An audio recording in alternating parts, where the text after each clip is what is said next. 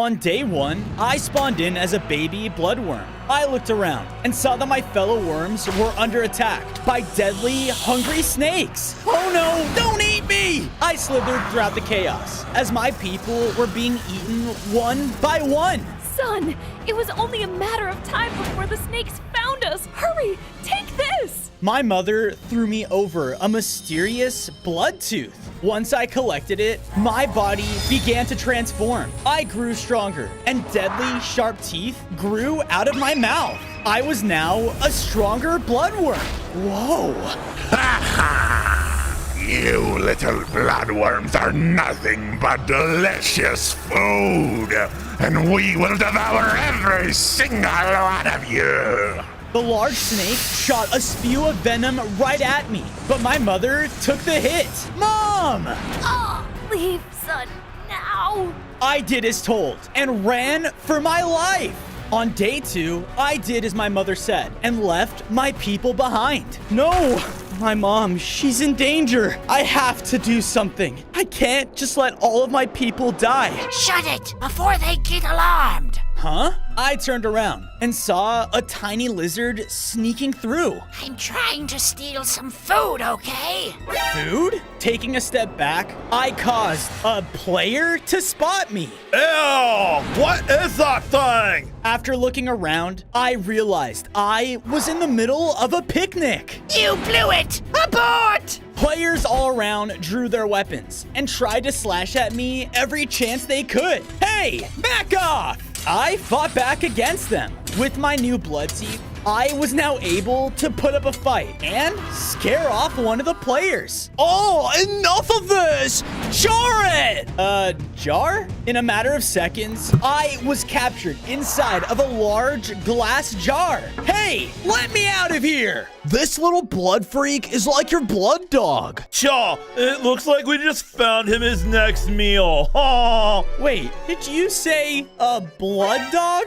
On day 3, I was brought back to the player's main base and placed down in their courtyard. Ah! Let me out of here right now! They won't. I turned to see the lizard from before was caught as well. You ruined my food heist, and now we're going to be food. What do you mean? Our jars broke open, and a deadly growl sounded off from across the courtyard. Oh no. Hey, little blood doggy, we brought you lunch. Bursting out of the doghouse was a large, deadly blood wolf. Yep, I'm going to die here. The wolf then charged towards us. Run! We both split up and did everything we could to avoid the deadly dog throughout the courtyard. But he was vicious and was trying to eat us whole. Stop destroying our home, you idiot! But in another burst, the blood dog caught up to me. Ah! Stay back! I bit back at the wolf. And instead of getting attacked, it just cried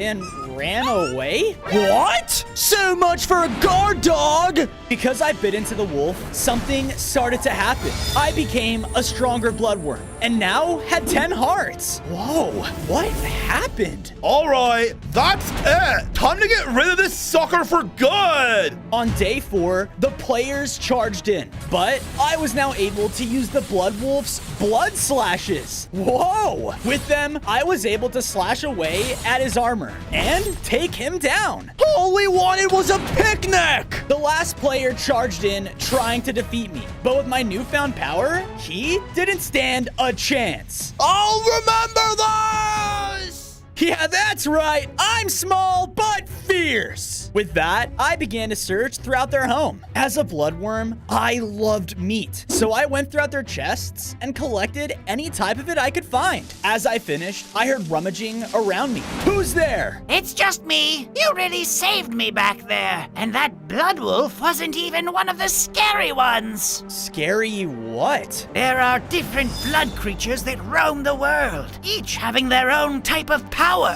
And it seems like you just took the wolf's. Huh, maybe if I take the other one's powers, I can help save my people. I'm Bozo, by the way. My name is Scale. Now, let's get out of here. Scale and I left together, traveling throughout the forest. As tiny creatures, even a chicken towered over us. Okay, we better find some shelter. On day 5, Scale and I found a safe place in the plains to build ourselves a home. I got to work and built myself a nice patch of soil to have a safe hideout inside, while Scale grew himself a tree to live inside of as well. We did good. Yeah, we did. As we finished, I was almost accidentally seen by one of the deadly snakes. Thankfully, he didn't see me and just kept slithering away. Honestly, I better follow him. Are you crazy? I followed the snake until reaching the edge of a desert. There, the king cobra slashed down as he ate one of my fellow worms. No!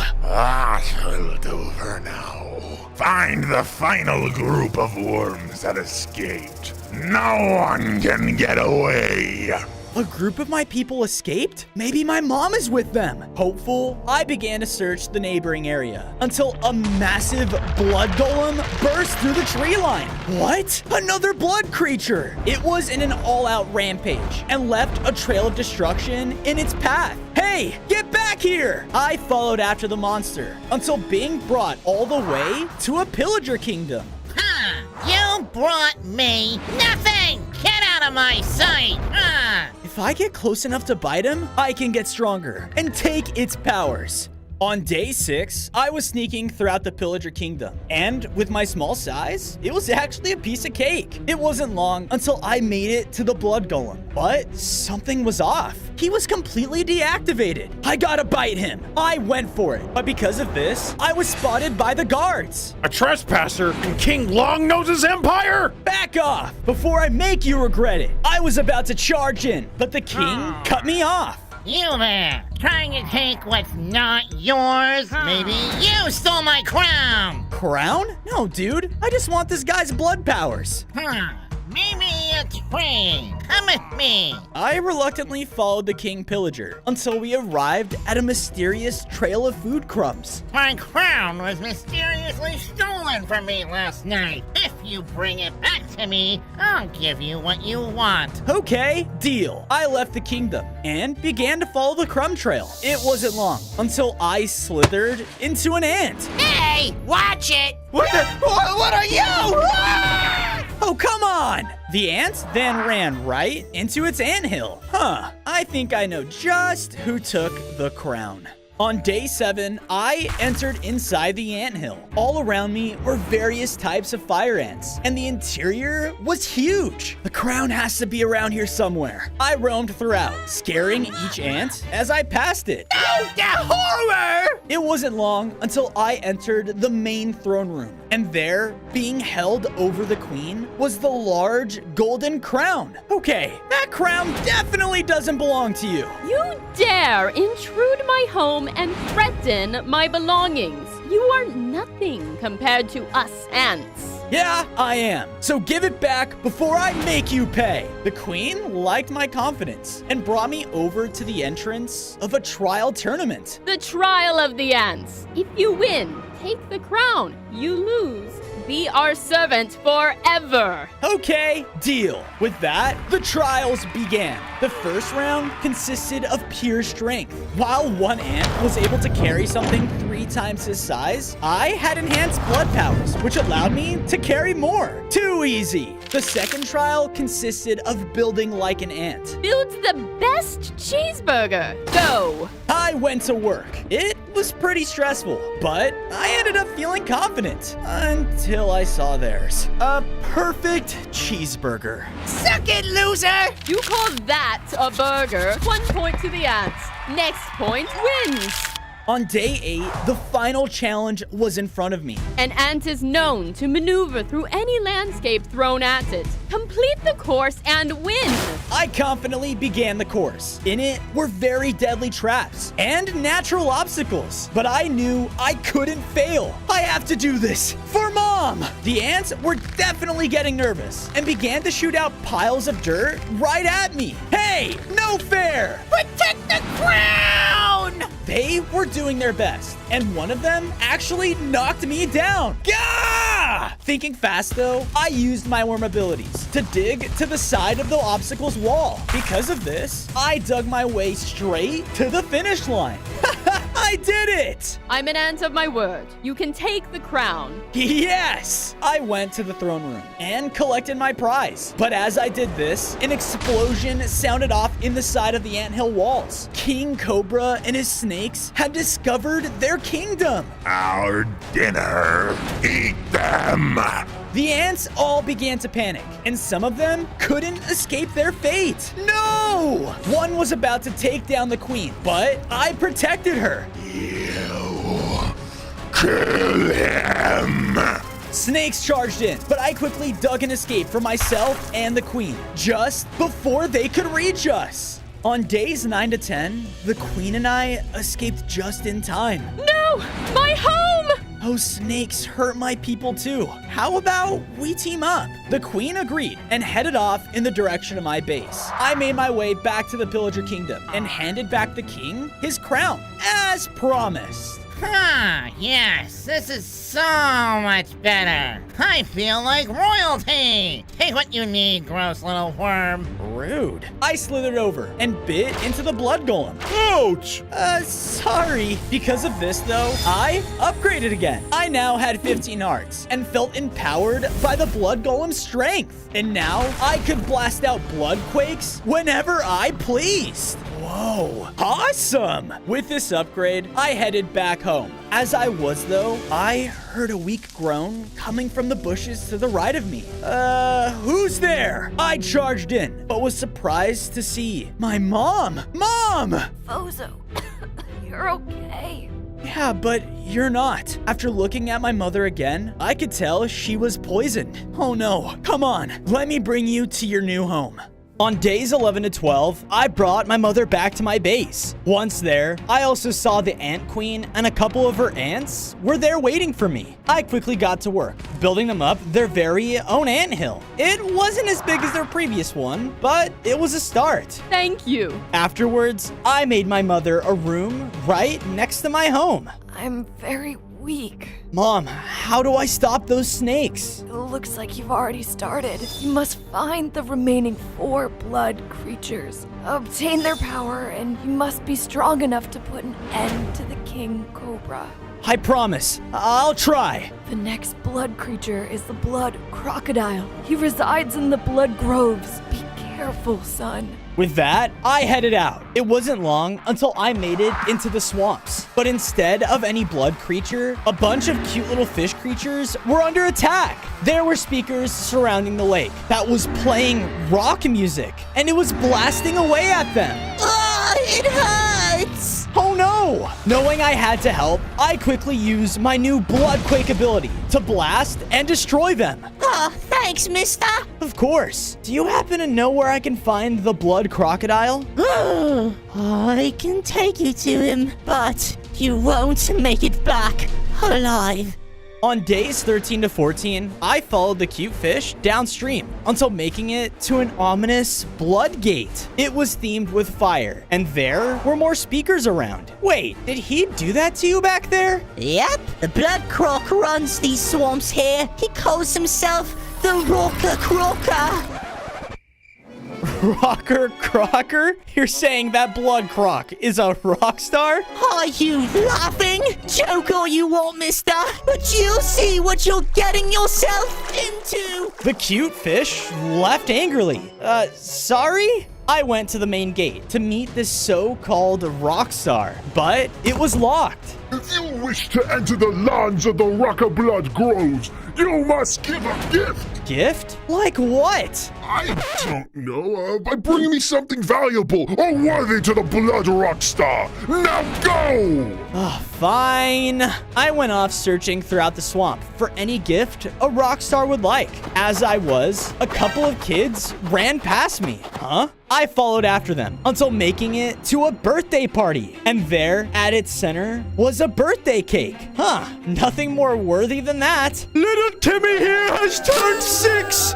Everyone, tell Timmy happy birthday. Oh my goodness, a deadly worm. Hi? The birthday party is cancelled! I don't even like Timmy! Leave everything behind!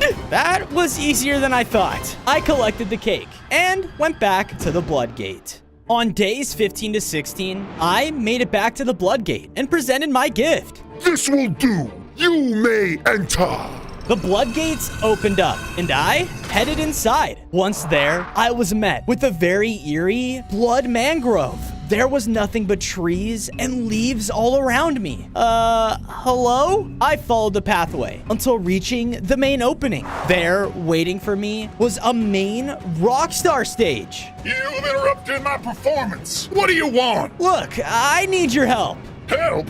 I don't think so. My people, they're in danger, okay? All I need to do is bite you, and then... Bite me? You dare threaten me? Wait, what? No! But it was too late. The Rocker Croc charged in to kill me. Not only was he much larger, but he had deadly chomps and blood music abilities. How does a crocodile even get into music? I fought back, using all of the powers I had gained along the way. Although I was trying my best, it just wasn't enough.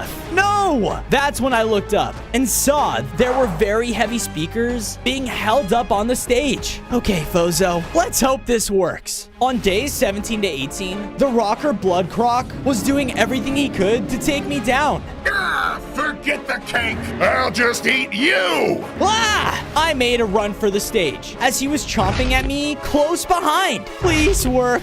Please work. I shot my blood slash right at the speakers above us. And as I did, I jumped out of the way just in time. The speakers then fell right on top of the crocodile, which stopped him in his tracks. Let me out! Not a chance! While he was trapped, I went over and bit the tail of the reptile. Because of this, I grew stronger in size. I now had 20 hearts and was granted the Blood Croc's musical abilities and his strong blood chomps. If you're this tough, I don't even want to know who the last blood creatures are. As I left, I was met by a group of angry villagers. That's the thing that ruined the birthday party! Let's make him regret it! They all charged in, but with one blast of my blood music ability, I took one down. Maybe we should just forgive him. Bye-bye. On days 19 to 21, I brought the poor swamp fish back to my base with me. I quickly got to work and made them a nice little pond to stay in. A pond with no rock music? How lovely. I'm glad you like it. Afterwards, I went to check on my mother, but she wasn't looking so good. I need to find a way to save her. Just then... Fozo, there you are. I think I found something interesting. Huh? I followed Scale out of our base, and it wasn't long until we arrived at a torn battlefield. Creepers and Blazes were in heavy combat against each other, and on the Creeper side was a Blood Creeper. Yeah, I was just trying to find some food and ended up finding this. And I enjoy living, so I'm just gonna go. Gee, thanks. I went throughout the battlefield by myself. Not only were there explosions all around me, but deadly, fiery hits as well. This territory will be ours. Not a chance. One of the creepers exploded, which launched me in the air. To my luck, though, it landed me right in front of the Blood Creeper. What? A blood worm in our battle? Look, I need your help. I'm a little busy at the moment. The Blood Creeper charged forward and used the cool blood explosion to take down an offending blaze. Whoa. These blazes opened up that portal. They've been trying to take our territory here for who knows how long. And as long as that portal's open, this battle ain't stopping anytime soon. Okay, I'll help you close it then. I joined the Creeper side and slithered towards the front lines of the battlefield. Wait a minute, I'm a worm. I used my worm digging abilities and dug my way straight under the battle until making it to the portal. I tried to use all my abilities I could, but nothing was strong enough to break the obsidian. Oh, come on. Thinking fast, I quickly expanded my digging hole and made it a large enough size to bring a couple of army creepers to the enemy side with me. Okay, now I took a step back as the creepers' forces exploded, which completely destroyed the portal. The blazes no longer had any backup. And because of this, the creepers started to win the battle. Yeah, it worked. My goodness, you actually helped, you little worm. What do you need? I quickly caught the creeper up on my mission, and he was more than happy to help. Sweet. I went over to bite him, but before I did, he was struck down by a last remaining blaze. No! The blaze was taken down, but the blood creeper. Now what am I supposed to do? On days 27 to 29, one of the creeper soldiers walked up to me. Our leader! Look, there's a way we can bring him back, but we will need your help. Okay, count me in. I followed the creeper soldiers until making it to a large open facility. There's a way we can forge the blood creeper back, but in order to do it, we need blood powder. Where am I supposed to find that? The creeper tossed me over a map, leading me to a blood lake. There at the center lies the powder. Bring it to us, and we will take care of everything else. I listened to him and followed the map until making it right to the lake. Sure enough, at its center was the powder. I went to jump in, but before I did, the ground started to shake. Platforms floated up to the surface, and the pillar holding the powder began to lower. What's happening? If you want the powder, collect it before it's lost in the lake forever.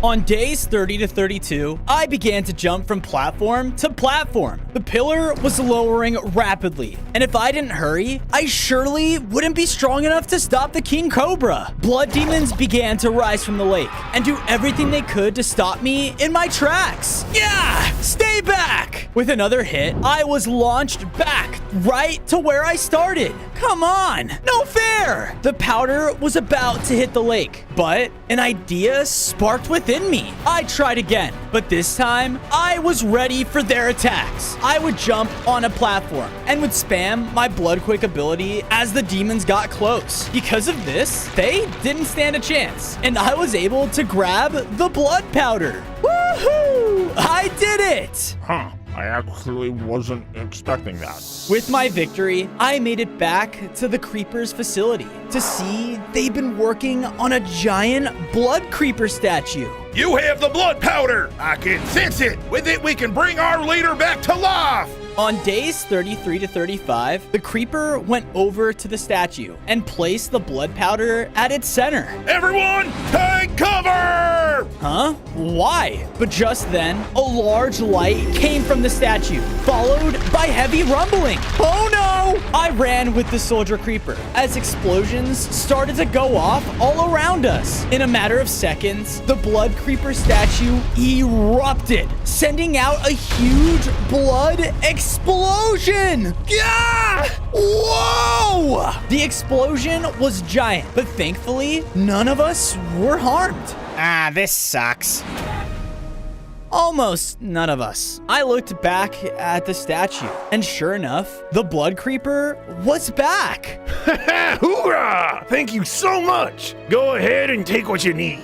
I bit at the blood creeper, and because of this, I upgraded. I now had 25 hearts and had powerful blood explosion attacks I could use whenever I wanted. Whoa, awesome. On days 36 to 39, I made it back to my base with the creeper forces. I made sure to build them up another secure facility so they can stay safe and not blow up my base. We would never. Ow! Sorry. We would never do it twice. Thank you, Fozo. Of course. I then went to go check on my mother, but she was so weak that she was passed out. Oh no, I need to find a way to cure her. Suddenly, I heard some noise outside. I ran out to see a player was running right towards me. Hey, stop it! The blood worm, save us! The spider! monster! Before he could finish his sentence, the player was turned to stone. What the? What's going on? Oh no, I think I know what's going on here. Scale then led me to an ominous-looking cave entrance. This is the blood-soaked caves, home of the bloody Black Widow. It's said that her bite sucks the blood right out of you, turning you to stone. Well, that isn't creepy at all. I guess I have no choice, though. I need her power. Don't worry, I'll come with. On days 40 to 44, Scale and I headed into the blood-soaked caves, where we saw more and more stone players. The bloody Black Widow was very hungry and was feasting on everyone. As we headed deeper within, the tunnels filled with even more webs. Okay, now I'm really starting to regret my decision. Well, I'm glad you're here. Come on. We then came across a wide ravine where only a web-filled bridge crossed the gap. Do you hear something? Fresh blood. Oh no, she's close. We need to be careful. We started to sneak over the bridge when Scale's tail accidentally touched one of the webs. Sorry. Out of nowhere, the bloody Black Widow fell down in front of us. Well, would you look at this? My dinner came right to me. We're not your dinner, okay? I just need to... Not my dinner? Well then, I have no use for you alive. Oh no! Run! On days 45 to 47, we ran as fast as we could, trying to escape the Black Widow. Stop! Let me talk! I don't care what you need. I need blood. We continued to wind throughout the caves, but the spider was slowly catching up. I blasted the ceiling above with my new blood explosion ability, which caused a cave-in. Okay, that separated us. It should buy us some time. We can find a way to get our powers later. Let's go. We finally made it back to the exit of the cave. There! But in my rush, I didn't look where I was running and ran right into a mass of webs. Ah! I'm stuck! Because of this, the Black Widow caught up to us and burst into the cave. Finally! She leapt in to bite me when Scaled pushed me out. No! The Widow's fangs dug right into him and turned him to stone. Yes! Now on to you. Wait! I'm the Bloodworm. I would be much more useful to you alive and not turned to stone. Interesting. Perhaps you can prove yourself useful. Yeah, anything. Go and find my #1 enemy, the Golden Allay. They have been a bane of my existence for years. And if you bring me them, then I might just be kind enough to spare your friend here. On days 48 to 52, I exited the blood-soaked caves, completely lost. Scale, I'm so sorry. I'll save you. Then I heard a voice crying out from nearby. Oh, the horror! The horror! Huh? I went towards the noise, where I saw a village had almost been completely destroyed by glowing vines? What happened here? It's you! Please don't hurt us! Can't you see those plant monsters have done enough? Ever since they captured that Golden Allay, they have used its power to ruin us! Wait, plants have the Golden Allay? I need it. Where are they? I would show you, but I can't just leave my village like this! Don't you worry. I have some ideas. I went around the village and helped them rebuild and add some of their own defenses and even dug out an escape tunnel for them. There you go. Now your village is nice and defendable. Wow, you're not so bad after all. Here, the plants live this way. I followed the villager to an odd jungle where glowing plants were walking around. They were patrolling an overgrown outpost. All right, time to sneak inside. Good luck, creepy worm. On days 53 to 56, I began to slowly slither around the overgrown outpost, looking for any sign of the Golden Allay. I knew that if I was just spotted by one of them, I'd be done for. Did you hear that villager during our raid? Yeah, he was like, oh no, not my nose. I then turned the corner to finally see the Golden Allay trapped in a cage. Yes! What? Who are you? Sorry, but you're coming with me. As I said this, though, a large plant monster slammed down on the top of the cage. You think you can come in here and steal from me? Well, think again! The monster leapt up and tried to slam down onto me with his entire body. Because of our size difference, he could have squashed me in one hit. Gah! I was now extremely low on hearts, and the monster advanced towards me again. Bye-bye. He was about to attack when suddenly I was filled with a strange power, and my hearts were replenished. Huh? Hurry! Attack now! I did as she said, and with my empowered attacks, I took the monster down quickly. Wow, was that your power? Yes, they forced me to use it on them. I can empower and cure any creature. Any creature, huh? Well then, I'll make you a deal. If I get you out of here, do you think you can help me with something? On days 57 to 59, I escorted the Golden Allay back to the blood-soaked caves and brought them in front of the bloody Black Widow. Ah, you took long enough. Yep, just like I promised. Now let my friend go. Oh dear, I can't free him. He's long gone. Not if she has anything to say about it. Now, the Allay focused her healing powers on Scale Statue, causing him to turn back to normal. What? No! The spider wasted no time and leapt in to attack. We all made sure to keep our distance and fire back at her with everything we had. The Allay was empowering us, which allowed our attacks to deal massive damage. Take this! All right, you die first! The Black Widow then charged at the Golden Allay. But I had an idea. The other statues! Right! Her healing energy shot out around the cave, which caused all of the stone players to be cured. Shaw did? What happened? It was that spider! Get her! Everyone ran in and began to overwhelm the Black Widow. I landed the final blow with my bite, which took her down and caused me to upgrade. I gained 5 more hearts and can now shoot out a powerful blood web from my mouth. Whoa, cool. On days 60 to 63, we all made it safely back to our base, and I quickly brought the Allay over to my mom. Do you think you can save her? I'll try. With that, she focused her healing powers on my mother, which completely cured her from the poison. Mom! So, what happened? It's okay, you're fine now. That's my boy.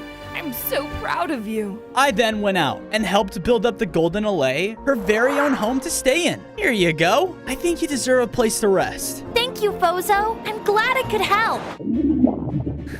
I guess I haven't eaten anything but spider in a bit. I went outside of my base in search of something to eat when I heard someone cry out. Oh no!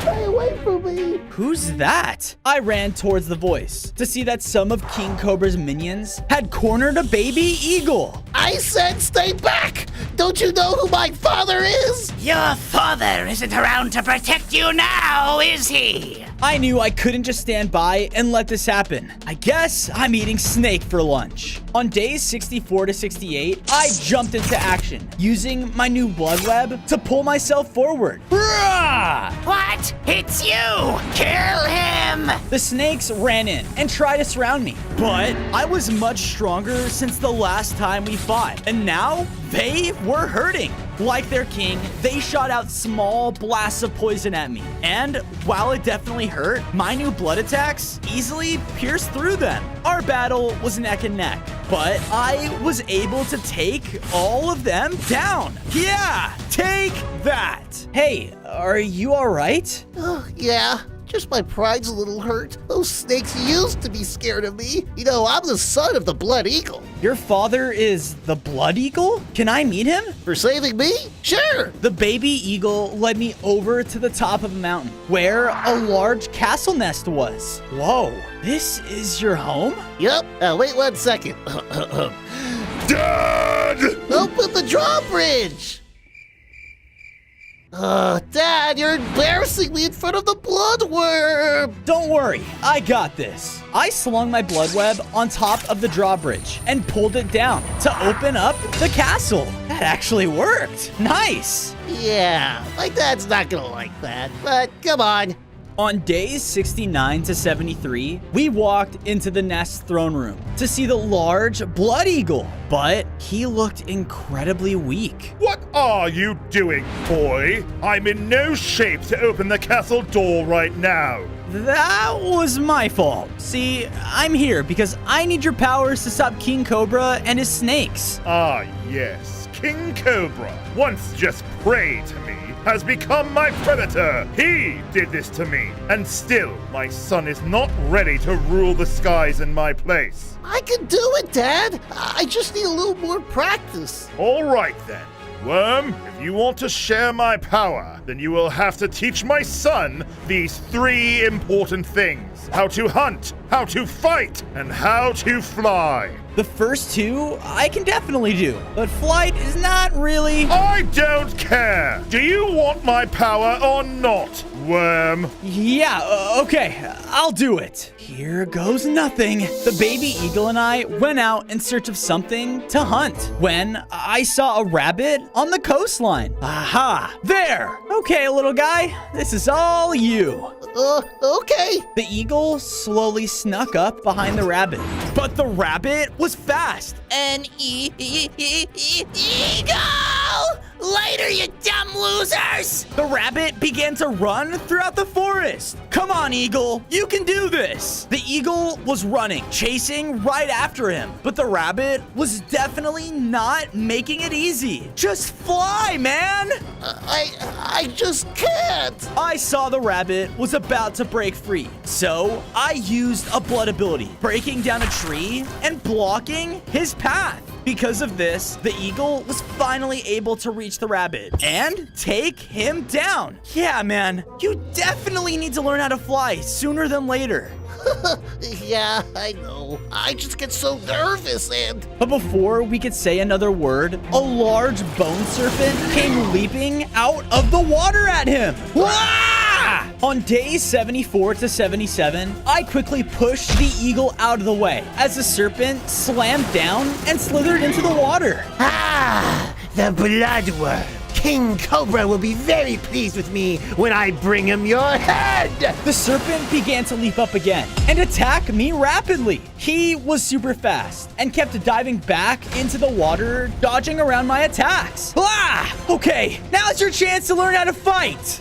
I can't. I'm scared. The serpent came in and hit me again, throwing me back. Ah! All right then, run! We began to run along the coastline as the serpent was chasing right after us. This is bad. I can't fight this thing and defend the eagle at the same time. But then the eagle and I ran into a large river. We gotta get across. Hurry! I swing across with my blood web, making it to the other side. Come on!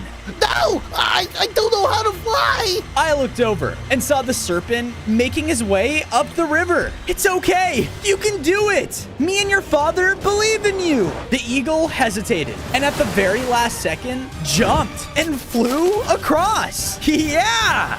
Come here! The serpent jumped up again, but this time he landed on the dry ground. Get him! We teamed up, and together, the eagle and I's combined strength was enough to take down the serpent. We did it!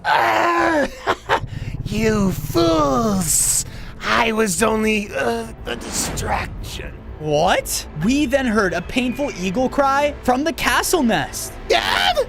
On days 78 to 80, we quickly ran back up to the castle, but the bridge was destroyed. Oh no! I heard another yell coming from the blood eagle. Okay, something's wrong. We have to get over there now. Okay, hold on! The eagle flew towards me and began to carry me? Okay, whoa! Please just don't drop me. He was still very new to flying, and I was beginning to slip. But thankfully, before I did, we barely made it to the other side. Okay, I guess that worked. Yeah. We both walked forward, only to see that King Cobra snakes were surrounding the blood eagle. Where are are they? Looking for us? Stay away from him! We both charged in and began to fight off the snakes. Their poisonous attacks were starting to wear down on my hearts, but the baby eagle and I were fighting back with all we had until Hello there, little birdie. the snake unleashed another poisonous attack right at the eagle, but his father flew in the way. Dad! It's all right, son. You are ready. With his final breath, the blood eagle gave his power over to his son, causing him to become the new blood eagle. Sorry about that. We'll be leaving now. Yes, you will. With the one flap of his wings, he sent the snakes flying off the nest. On days 81 to 85, the eagle landed down in front of me. I'm so sorry about your father. Don't be. He did what he had to do. And so did you. I shall share my powers with you. Yes, so I kinda gotta bite you now. You what? Before the eagle could react, I bit him. And because of this, I began to upgrade one final time. I now had 35 hearts, and large blood wings sprouted from my back. I was now the strongest blood creature in the world. Hurrah! Thanks. Ouch. That actually kind of hurt. Oh, yeah, sorry. Now, what are you gonna do? Well, I think I might just have to make sure you put an end to the King Cobra's reign. I will join you. On days 86 to 90, the Blood Eagle and I were flying back to my base when we came across King Cobra and his army. He had found the remainder of my people and put them all in a large hanging cage. I will ask you one final time. Where is the bloodworm? Even if we knew, we would never tell you. So be it. The snake shot out his poison, which filled the crater under the cage, making it a pure death trap. No! Let's see where your loyalty lies when you burn in my poison. Men, find that stupid worm. His snake army went out in search for me. We need to stop them. Come on. No, not yet. If we run in there blindly, we're not gonna stand a chance. He's obviously still too powerful. On days 91 to 94, the Blood Eagle and I made it quickly back to my base. He took my people. We better fortify the base to protect everyone else. I went to work and got enough resources to start building up the Blood Eagle his very own home to stay in. I made sure it was very similar to his last, one that honored his father. Thank you, Fozo. I know my pops will be proud when we take those snakes down. I know he will be too. After I finished that, I started building up a wall to better protect everything we had worked for. I planned on saving my people and knew they needed to come back to a place where they felt safer than ever before. The snakes already ambushed my home before, but they won't be doing it again. I finally had finished my entire base and knew that I was ready to fight the King Cobra. Oh, my boy, he has them. He has our people. I know. I'm gonna put a stop to him here and now. What's the plan, Fozo? What are we going? Ah! Fozo! Watch out! No, it's okay. He's a friend. I'm going to make that Cobra pay for what he's done. And I know how we're gonna do it. Everyone, huddle up. On days 95 to 99, I walked out into the desert to face the King Cobra and his army. Well, would you look at this? The worm has come willingly to his death. Not so fast. I'm here to put a stop to you once and for all. You almost killed my mom and hurt so many of my people, and I'm not gonna let you get away with this. Well, I'd like to see you try. With that, the snake hit a lever that started to lower my people's cage into the deadly pit. Fozo! Save us! Don't worry, guys. I'm gonna save you. Oh, yeah? You and what army? This one. As I said this, the Blood Eagle swooped down and took out a group of snakes. The Blood Creeper rushed in and exploded more of them back, giving me a straight shot to rush King Cobra. Hurrah! I ran in through the chaos, but before I could get to him, a snake leapt out to bite me. Wah! Suddenly, though, my mother jumped in and took him down before he can get me. Mom! You think I was gonna let you boys have all the fun? Go get 'em, Fozo. Time to end this. On day 100, I was now face to face with King Cobra. Let my people go!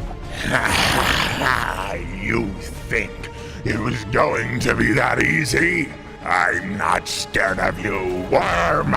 We began to fight. The Cobra's crazy poisonous attacks were shooting all around me. Whoa! I took to the air though and shot down at him with all of the abilities I could. But then the worm's cage fell even closer to the poison. I gotta hurry. I tried to fly to them, but King Cobra hit me out of the air. This took me down to extremely low health. No, I can't lose. King Cobra slithered up to me and was about to unleash another hit when... What? Scale had snuck around and flipped back the lever, which stopped the cage. Don't make me eat you all, lizard.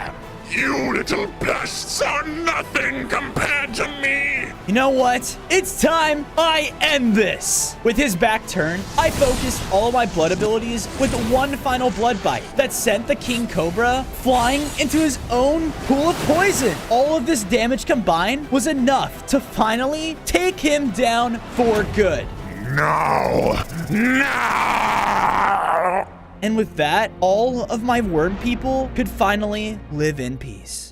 On day 1, I spawned in as a baby blood dinosaur. I looked around only to discover my people were heavily under attack by vicious cavemen. What the? Why is this happening? My dad burst into the room, looking panicked. The blood fusion worked. We need to leave, son, now! I confusingly followed him as we navigated throughout all of the chaos. It wasn't long, though, until we were cut off. You think a blood dinosaur will stop us? We will stop at nothing until all you dinosaurs are gone! Kill them both! What? The deadly cavemen then all rushed in. My father tried his best to protect me, but he just wasn't strong enough. My boy, find the blood fossils. It's the only way. Ah! Dad, no! I ran for my life, while the rest of the cavemen quickly chased behind me. On day 2, I was navigating the jungle while the cavemen were doing everything they could to find me, but I was able to lose them. Phew, that was close. I turned around and saw a strange bone covered in blood. Whoa, is this one of the blood fossils my dad was talking about? I went to go and pick it up, but suddenly I was clawed from behind. Yeah! Within seconds, my vision faded. I awoke and saw that I was trapped on a dinner table inside a massive fossil. There were velociraptors all around, looking hungrier than ever. We get a big lunch today, fellas! I can't wait to eat that red thing. I'm gonna gain like 5 pounds. Oh no, I gotta get out of here. All of the raptors started to go to town, and one of them was charging right towards me. Ah! On day 3, the hungry raptor was about to bite into me, but something began to happen. I unleashed a loud blood roar, which sent the dinosaur flying back. What the? Our food's fighting back! Dude, I'm not your food! I quickly jumped off the table, but because of this, all of the other raptors took notice. Oh no you don't, pal! Get him! Ah! I ran for my life as all of them were running towards me. Ah, stay away! Operation Split, boys! 2 of the raptors then appeared on either side of me, but before I got caught, I was pulled away. Whoa! There with me was another small dinosaur. Let me guess. They're trying to eat you too. Wait, you're the blood dinosaur. Yeah. You know who I am? The small dinosaur signaled me to follow him, and it wasn't long until I saw that the raptors had taken taken the blood fossil. Whoa. Without hesitation, I ran for it, which caused all of them to spot me. There he is! Hey, he's going after our new toy! Stop him! On day 4, I managed to reach the blood fossil. And as I collected it, something began to happen. I grew larger in size and now had 10 hearts. I felt stronger than ever and can now perform my own blood slams whenever I wanted. Whoa, collecting the fossil just made me stronger? One of the raptors caught up to me, but with my new blood stomp, I was able to take him down. Ha-ha! Take that!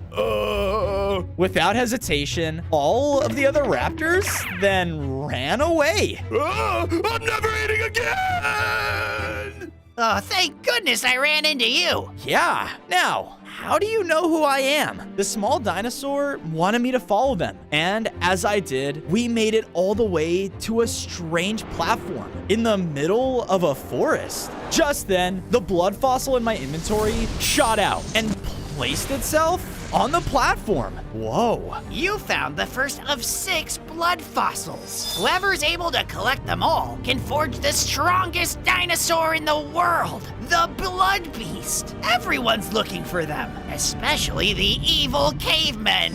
Really? If they make him, they'll surely take down all the dinosaurs. I have to find them first and use it to take them down.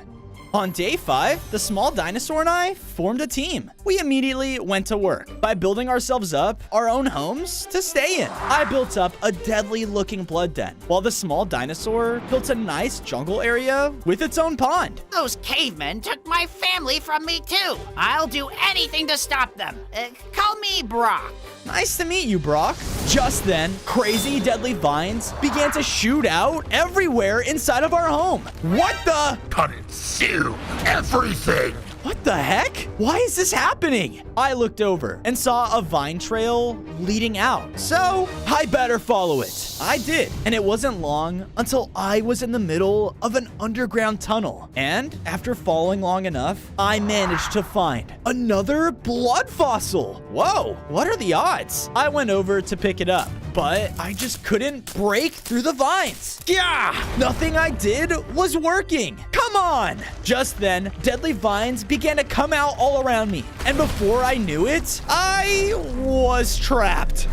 On day 6, the vines brought me above the ground to its main hive mind, and I saw that they had claimed the entire jungle. Ew, a new treat? Feed it to the core! Oh no! But just then, a potion splashed, which caused them to go into hiding. What the? Psst. I turned and saw a little tribal guy. Hurry, come on! I didn't have a choice but to follow it.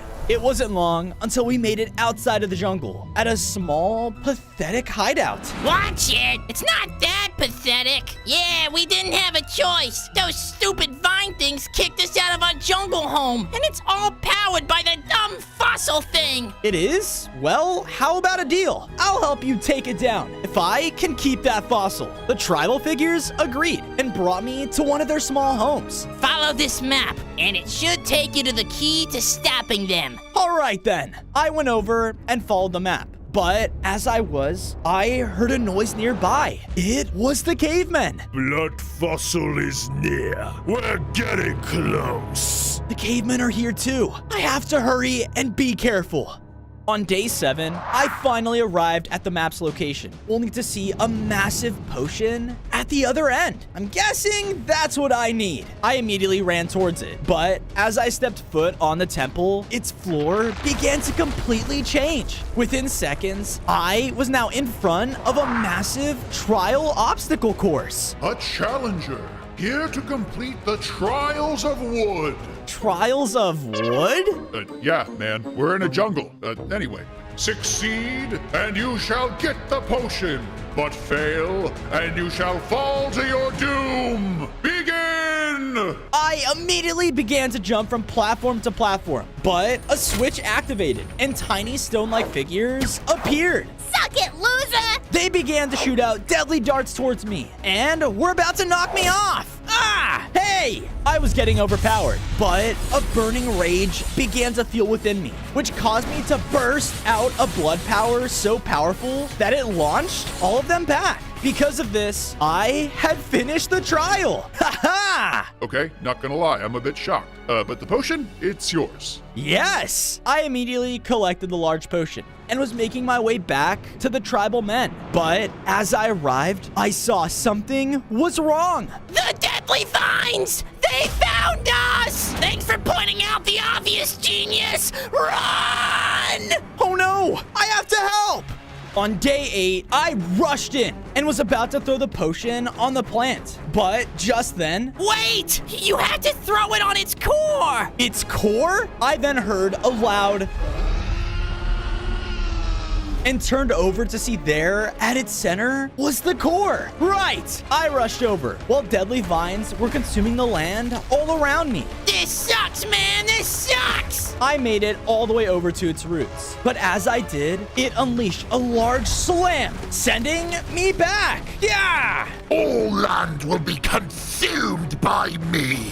All land! Dude, no one likes you! The large plant beast was gonna slam down again and take me down for good. But just before he did, I threw the large potion on it. Haha! Take that! What? Yo!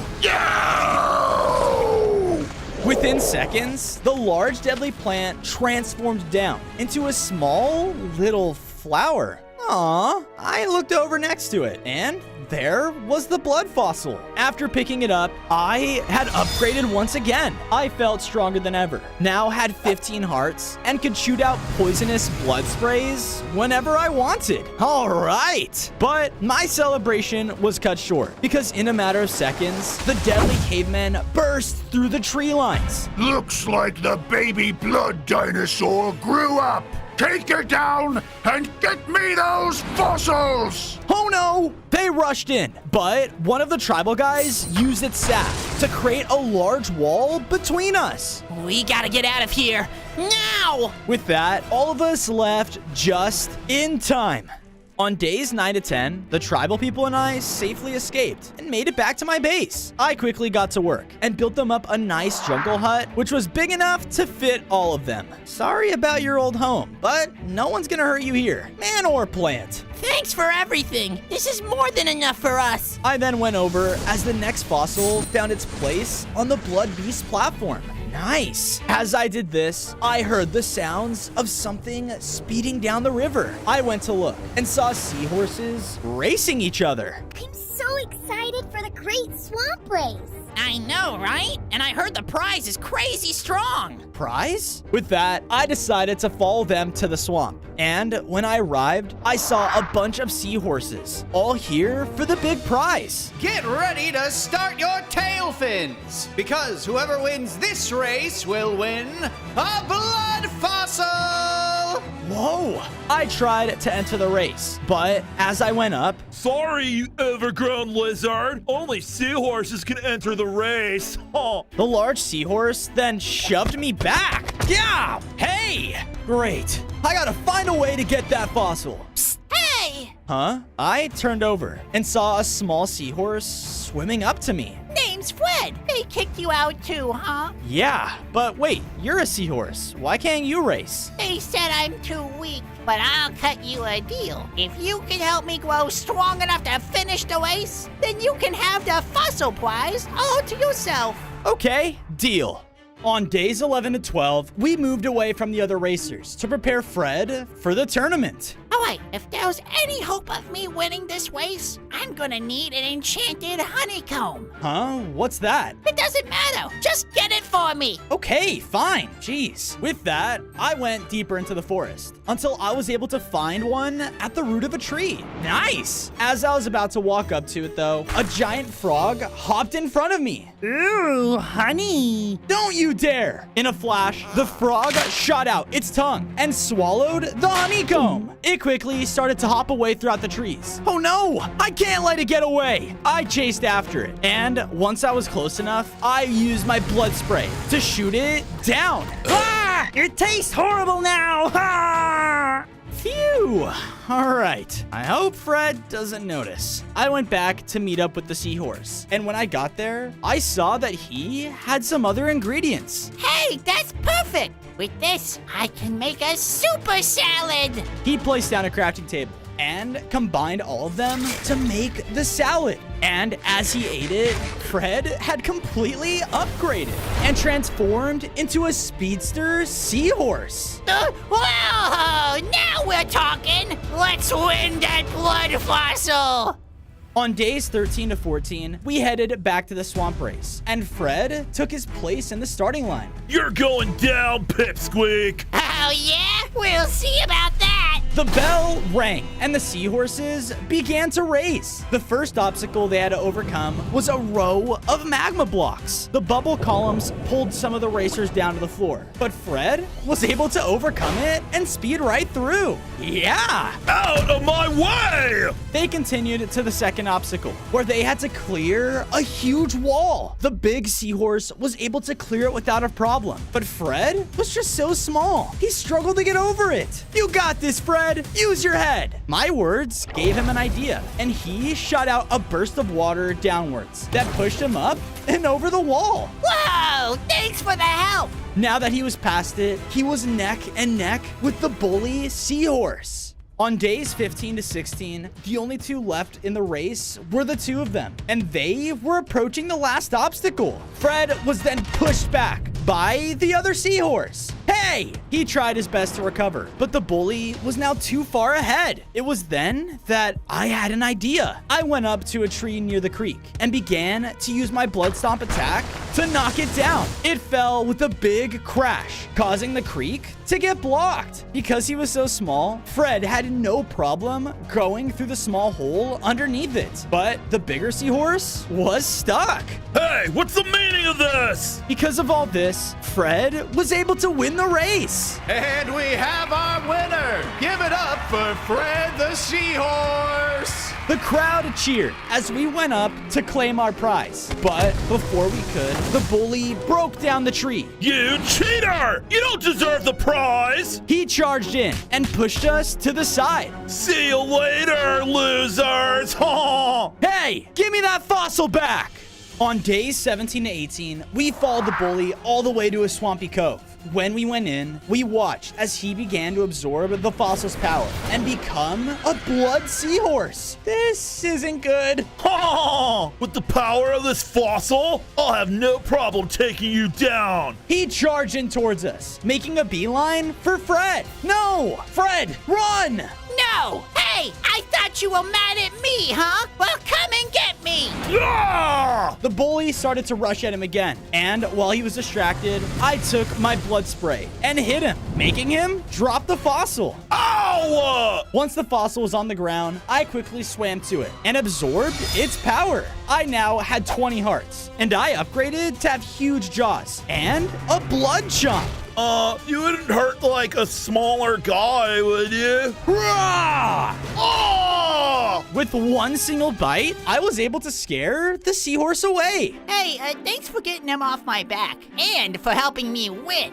You deserve that prize just as much as I do. Thanks. On days 19 to 21, Fred and I made our way back to base. I made sure to build him up a nice river home, fit for a winter. There you go, Fred. Wow, Fozo! I can't wait to train up and be as strong as you one day. I can't wait either. I then went over and placed down the next fossil in its place next to the others. Yes, one step closer to reviving the blood beast. As I said this, I heard someone shouting out near the base. Huh? What was that? I went to the noise and saw that a few villagers were gathering wood with blood weapons. That blood fossil sure makes these weapons sharp. Yep. Those mammoths won't know what hit them if they try and mess with us again. They have the next blood fossil. I should follow them. On days 22 to 26, after following the villagers, I made it to their tundra home. All around were more armed villagers and whole defenses made of blood fossil bones. What the? How did they even make all of this? But that's when I looked over and saw that they held the next blood fossil. Bingo! I charged up and broke through the village wall. But before I could grab the fossil, I was hit back by all the villagers. Yeah! Stay back, you ugly, gross, stupid beast, you! Their weapons were insanely strong. That's right. We used the fossil to make these weapons, and we won't let you or any of your crazy friends take it from us. Crazy friends? What are you even talking about? But before he could answer, we heard a noise coming from outside the walls. They're back! Oh no! All the villagers got ready for battle as I looked out and saw 2 large mammoths preparing to charge into the village. You ready to get our baby back, honey? I'm ready, dear, for Charlie! This can't be good. On days 27 to 29, the mammoths rammed into the village walls as the villagers tried to fight them back. Stay away, you stupid mammoth things! No! We aren't leaving until we have the power of that fossil! They pushed through though and finally broke down the wall. They then turned their attention towards the fossil and ran right towards it. All right, that's enough. I jumped in and used my blood bite against them, hitting them back. Wait, the blood dinosaur? You should be helping us! What? Why? The same cavemen who are hunting you, they took our home and our baby! We need the power of that fossil to take them back!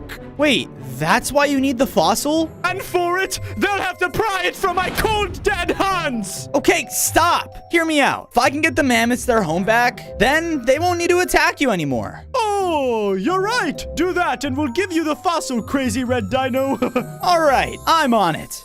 On days 30 to 32, after the mammoths told me the location of their home, I made my way to their hidden cave in the tundra. And once inside, I saw that there was no snow or ice in sight. Whoa, it's so warm in here.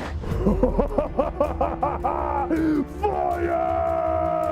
That's the cavemen. They must be close. I snuck deeper inside before I saw a group of them in a cavern full of lava. This is why it's so warm in here. Across the cave from me, the cavemen were terrorizing the baby mammoth. No, no, get away from me!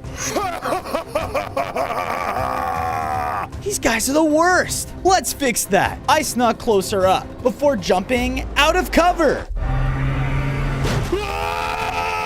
The cavemen were all scared by my roar, but because it was so loud, the entire place began to shake. Oh no! The cave began to fall apart as lava poured in and started to fill up everywhere.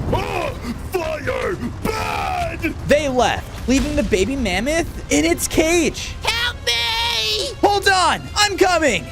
On days 33 to 35, I rushed in, jumping across the lava all the way to the stone. Almost there! When I finally got to the cage, I used my blood bite to safely tear it open for the baby mammoth. Come on, we gotta go! I let the baby in front of me as we jumped all the way back the way I came in. But the exit tunnel collapsed. No! What do we do? Using all of my strength, I dashed forward and broke through it this way. With that, the 2 of us were able to safely make it out and back to the Tundra village. Oh, my sweet baby. I'm so glad you're safe. Oh, thanks to him. Always happy to help. Hey, Dino, we heard what you did. Thank you for finally putting those cavemen in their place. Here, take the fossil. Yes, I grabbed the next blood fossil, causing me to begin to upgrade. I gained 5 more hearts, and now my body and tail were covered in protective blood spikes. Awesome! Those cavemen won't know what hit them.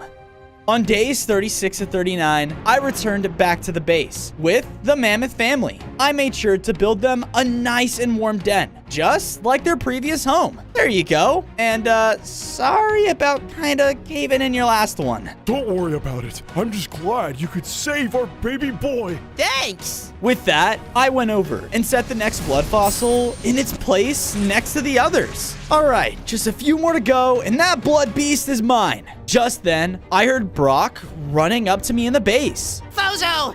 Fozo! What is it? I just saw a pack of saber-toothed tigers running by, and from the looks of it, they had one of the blood fossils with them. Really? Where did they go? After Brock pointed me in the right direction, I headed out to the eroded Badlands. But as I got there, the ground beneath me gave out.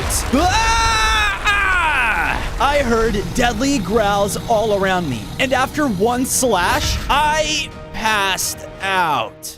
On days 40 to 44, I awoke and saw that I was in a cage? What's going on? We captured our next prey. That's what's going on. What? I looked over and saw the tiger headed over to their leader. Good warm-up, Tigers, for our annual Blood Moon Hunt. The games will begin shortly, and whoever wins gets this fossil. There it is. Hey, I broke out of my cage and began to charge right towards it. Oh no! The big guy escaped! Stop him! They all charged in towards me and began to slash. But before I could retaliate, their leader dropped in between us. Someone wants the blood fossil. Yeah, so hand it over. Who does this guy think he is? Silence! Very well. If you want it, then you must prove you're capable in joining our games. Games? But before he could answer me, a tiny lizard came running past the pack. Winning the blood hunt is the only way anyone gets the bone. You want entry? Hunt that lizard down! All right, fine. But it quickly took notice and began to run much faster. Hey, get back here. You think I want to die? I began to blast at the lizard with my blood abilities, but his small size made him incredibly hard to hit. Finally, I unleashed my blood roar, but this caused a nearby rock to crumble and fall on top of me. Yeah, I got it. I looked back to see that the pack, though, was still laughing. Good work, Dino. Come with us.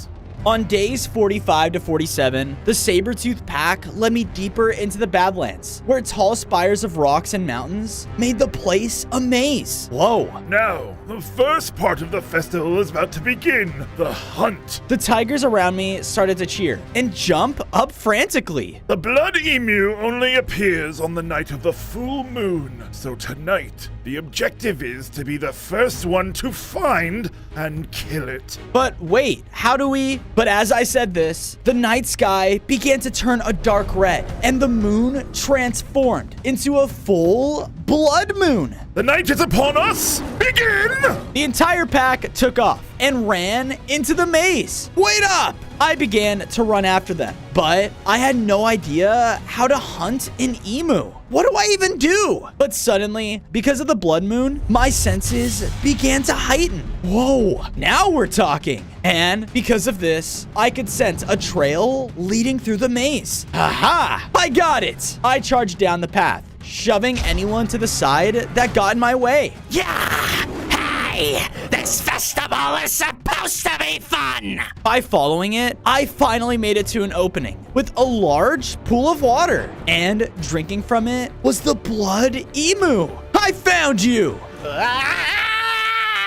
On days 48 to 52, I chased after the creature as it ran around the large pool. Hey, get back here! Oh boy, why does this happen every year? It began to use its long legs to jump up between the rocky platforms in the water and started to scale the cliff. Oh, no you don't. I hurried after it, trying to keep up as we jumped across the platforms. Hey guys, I found it. No, it's mine! I roared out at the Sabertooth, which caused the cliff below them to break apart. Ah, man, now my fur's all wet. The blood emu made it all the way to the top of the cliff and tried to run away again. But I wasn't gonna let it go so easily and used my new spiked tail to slam onto the ground, which finally took it down. Haha! I did it! Well, would you look at that? The blood dinosaur is the winner of our hunt. Yeah, whatever. So, I can have the fossil now? Now hold on, Fozo. We must bring the festival to a close. To the temple! On days 53 to 56, the Sabertooth Pack brought me over to the highest peak in the Badlands, their Moon Temple. And as we entered inside, their pack leader placed down the fossil in the room. Now, to bring our festival to a close, the winner must fill the podium with blood from its prey. I'll do you one better. I focused all of my energy on a powerful blood spray. Because of this, the altar and the entire temple was activated and began to shake. What's going on? The finale! Our winner must face its inner beast. Wait, what? Before I could say another word, though, my vision began to blur and I passed out. When I awoke, I was in a strange crimson forest. Is this the inside of my head? Blood. Huh? I looked up and saw that floating above me was an entity made completely out of blood? I need blood. Oh no!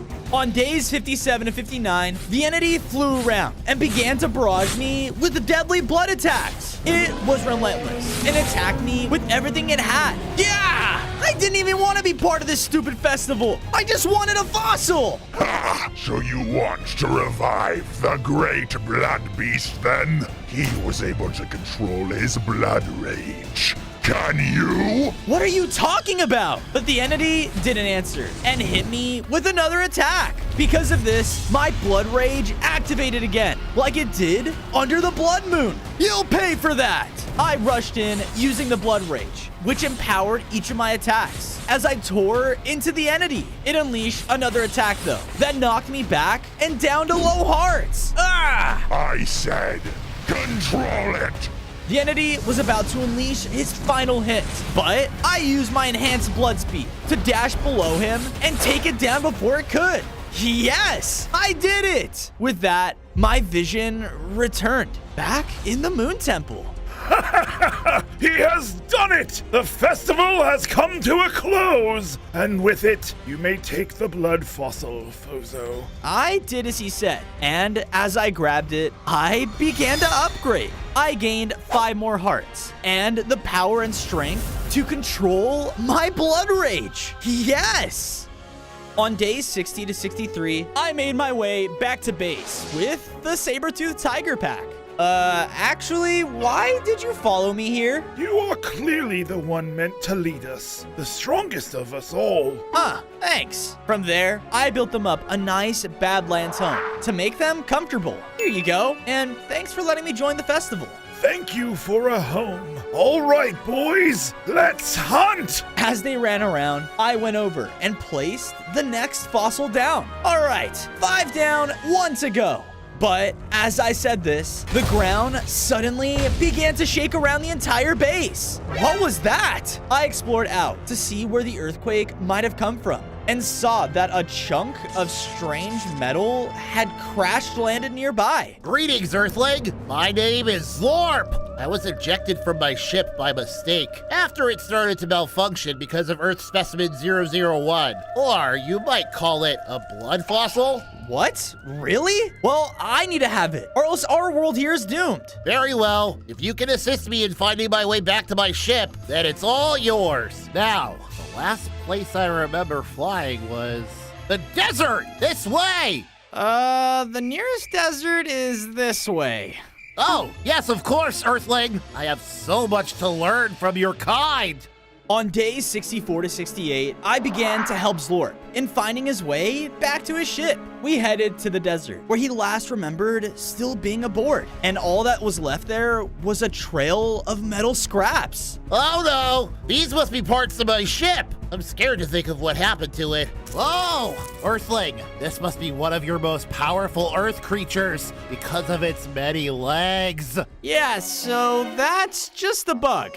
I can literally squash it with my foot. Come on, we should hurry. Interesting. As we followed the trail, we saw that the ship was being attacked by a group of angry vultures. Oh no, we need to help. The ship was trying its best to defend with its blasters, but the vultures were just relentless and kept tearing it apart.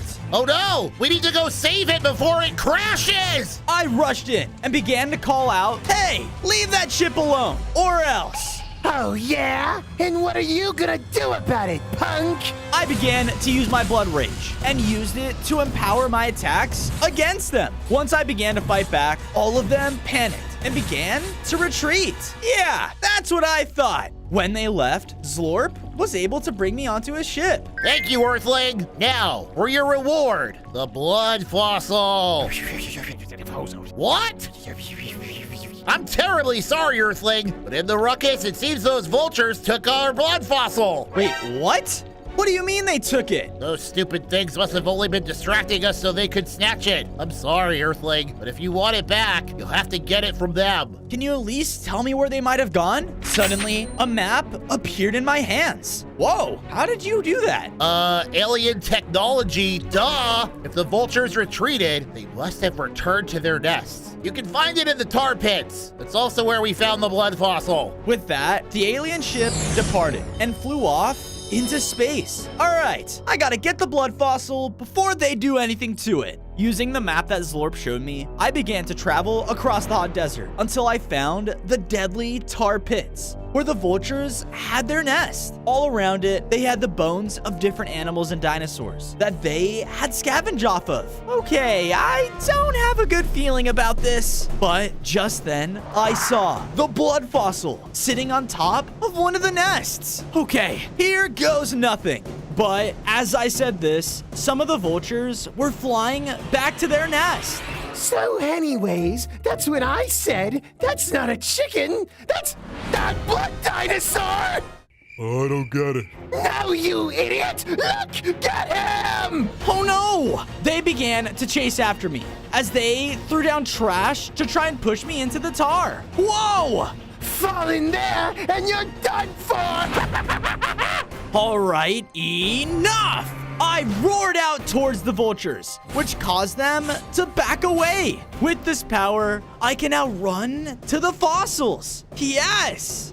On days 74 to 77, as I rushed in to grab the fossil, I was trapped in a cage. Yeah! At this moment, a bunch of vultures swarmed around, and I was face to face with their leader. Well, well, well. So you're the big blood dinosaur we've been hearing about recently? I assume you want to get your hands on this. Yeah, if I don't, then I won't be able to stop the cavemen. It's the last one I need. Not so fast. The moment you gain this, you could overpower my crew easily. I need to know if you're with us or against us. If that's so, I'll do anything to prove that I'm one of you. Anything,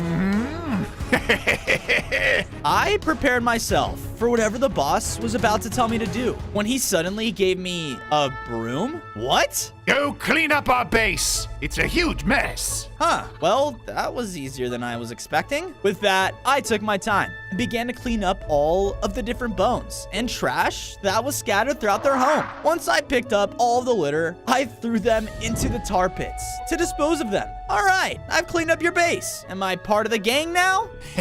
You missed a spot. The vulture pointed across the base, and I saw a last pile of trash, which was on the other side of the tar pits. Aw, man.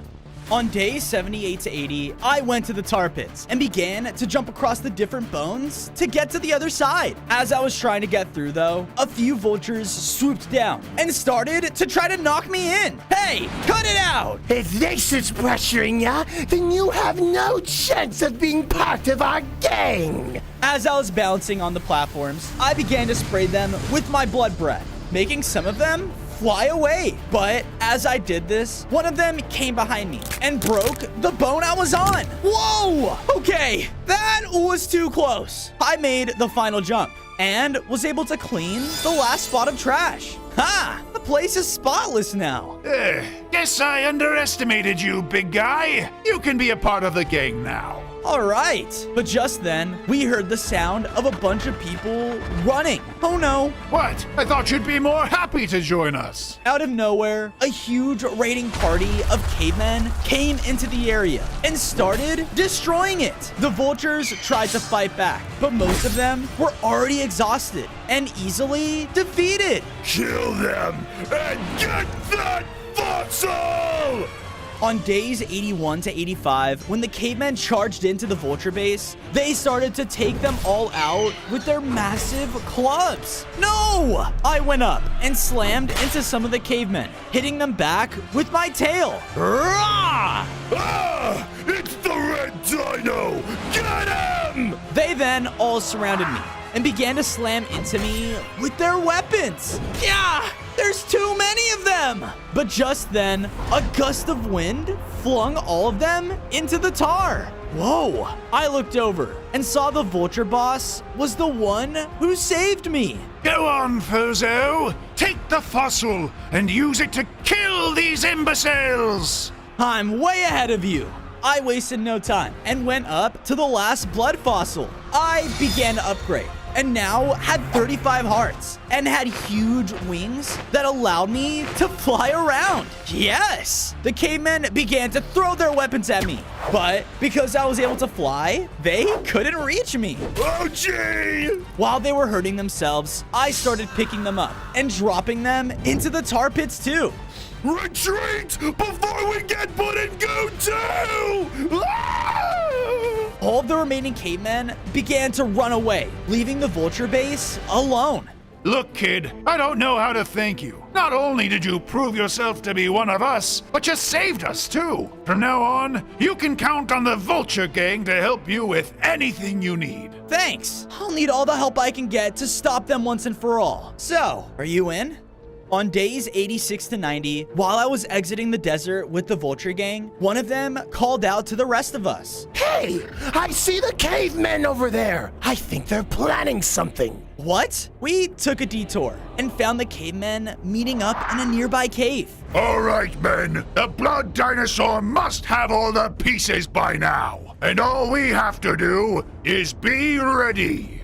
But me don't understand. Isn't that bad? Shut it! Everything is going according to plan. Now the question is, are you all ready to destroy? Destroy! Destroy! Destroy! We've let that overgrown lizard live on for far too long. When we see him next, we will destroy everything in our path to stop him.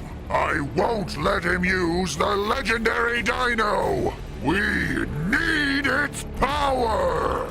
Oh, this doesn't look good, Fozo. Yeah, I don't like it either. We gotta hurry back to the base and get everyone ready. On days 91 to 94, I returned to the base with the Vulture Gang. When we arrived, I immediately started to work on their new home so that they could keep watch. I had made them a huge cactus watchtower. Hope you like it. We love it! And we'll make sure to keep watch for those pesky cavemen. I'm counting on it. Fozo, did you get the final fossil? Yeah, got it right here. Then come on, what are we waiting for? Brock brought me over to the Blood Beast platform, where the last piece went out and placed itself with the others. And as it did, something began to happen. I felt its blood powers infuse into me, making me the most powerful blood dinosaur in the world. Yes! But as the Blood Beast was still being revived, I was hit back by a sudden attack. Yeah! What the? I looked up and saw that the cavemen had snuck into the base. I'm sorry, Fozo. They're too strong. Thanks for making this easy for me, you stupid lizard. What are you talking about? But as I said this, the blood fossil finally reformed into the legendary Blood Beast. And standing in front of him was the caveman. Oh, great Blood Beast! I was the one to revive you in all your glory! And all I ask is one thing. Destroy the dinosaurs! On his command, the dinosaur turned his head towards me. Oh no! On days 95 to 99, the Blood Beast began to charge right towards me. But before he could, Brock hit me to the side. Whoa, what are we gonna do? Oh, we gotta deal with that crazy dinosaur before he destroys everything first. The Blood Beast was about to come back for another charge when the Mammoth parents came in and blocked him. Stay back! They began to push the beast back together, allowing the saber-tooth pack to attack him from the side. You may be the dinosaur of legend, but you can't take us all out. Men! Get them off the Blood Beast! Kill them all! A group of cavemen, though, came rushing in, trying to stop all of my friends. Oh, no you don't! I leapt in and began to fight as the cavemen recklessly charged into me. But after a few hits, I let out a loud blood roar to take them out. Yes! Ah, it's too strong! That's right. The caveman leader then leapt up and landed on its back. With this beast, nothing can stop me. Brock, get everyone out of here! With that, all of my friends escaped from the base. On day 100, I was face to face with the caveman leader on the legendary Blood Beast. Didn't you hear me, you stupid lizard? You don't stand a chance. We'll see about that. My comment enraged the caveman, causing them to charge in towards me. I used my blood rage and slammed the ground with my spiked tail, causing the beast to stumble. Afterwards, I then started to bite down into them from the side. Ah, you dumb beast! Fight back! The Blood Beast, though, started to bite me back. And even though I was empowered, its legendary attacks were still so strong for me. Ah! He then followed up with a powerful blood roar, hitting me head on. That's right. Die just like your father did. By my hands! I could feel my blood boil as I focused my blood powers on my own roar. It hit the Blood Beast, knocking the caveman right off of his back. Hey, knock it off! I revived you, not him. He's lying to you. The Blood Beast understood and looked towards the caveman. What? No! No! You obey me! Not anymore. Together, the two of us let out a final blood roar that struck the caveman leader, taking him down for good. And just like that, the prehistoric world could finally live in peace. On day 1, I spawned in as a baby shark inside of the underwater coral reefs. In front of me was my father, who was about to enter a dangerous blood ritual. The sharks are being hunted down. I must do what it takes. Wait, Dad, no! I swam over and pushed him out, causing me to take his place. Son, no! The ritual activated, and I floated up and absorbed all of its power, turning me into a baby blood shark. Whoa, I feel powerful. What just happened? Just then, explosions sounded off as dangerous animal hunters entered our home. We finally found him! I told you we would. Now take them down and collect their heads as trophies. As he left, his men rushed in to kill us all. No! I quickly swam throughout the chaos and found my father. Bozo, these hunters won't stop until all of us sharks are dead. You've acquired a power like no other. It's up to you now to stop this. Ah! Dad, no! On day 2, I reluctantly listened to my father and left my people behind. No, I have to find a way to stop this. I need to save my dad and... Yeah! I looked over, only to see a player standing on top of a jet ski. You're in my jet skiing water, you freak! Get lost! Ah! Hey! Because I was hit, my vision started to turn blood red, and I couldn't control myself. I lashed out at the player and began to unleash sharp blood slashes straight at him. Oh! What kind of shark is that? He began to drive away, but I was close on his tail. Whoa, that ritual must have given me powers. I chased until the two of us reached a beachside. There, waiting for him, was backup. Before I could charge in, my normal vision returned, and I felt weaker than ever. You just made a big mistake, freak. Put him on the docks, right where he belongs. On day 3, I was thrown into a tank. I looked around and saw I was in the middle of a village market. Get your fish here! They're super tasty! Oh my, no one will ever want to buy you, ugly! Hey, let me out of here! Don't worry, you're not alone. Huh? I looked over to see a strange mutated fish was trapped as well. Welcome to the docks, place where villagers trade mostly anything that has to deal with us sea creatures. What? No, I gotta get out of here. My dad, he's counting on me. I angrily broke open my tank and began to hop throughout the docks, searching for the nearest exit. Okay, just stay calm. But my blood senses were triggered again. I looked over and saw a blood piranha heart on one of the stands. Whoa, I have to take it. Hi? Oh no! The shark escaped! All of the villagers around me began to panic, and some even jumped off the dock. Leave the potatoes behind! Leave them! In the midst of everything, I was able to make it over to the blood piranha heart and collected it. Because of this, I had upgraded into a larger blood shark. I now had 10 hearts, and my blood senses had amplified. Whoa! Was that heart connected to me? On day 4, the players that captured me before returned. This little fish is annoying! Time to take it down! They charged in with their weapons, but in my new form, I was able to blood bite my enemies. Ouchie! What the? They tried their best, but they didn't stand a chance.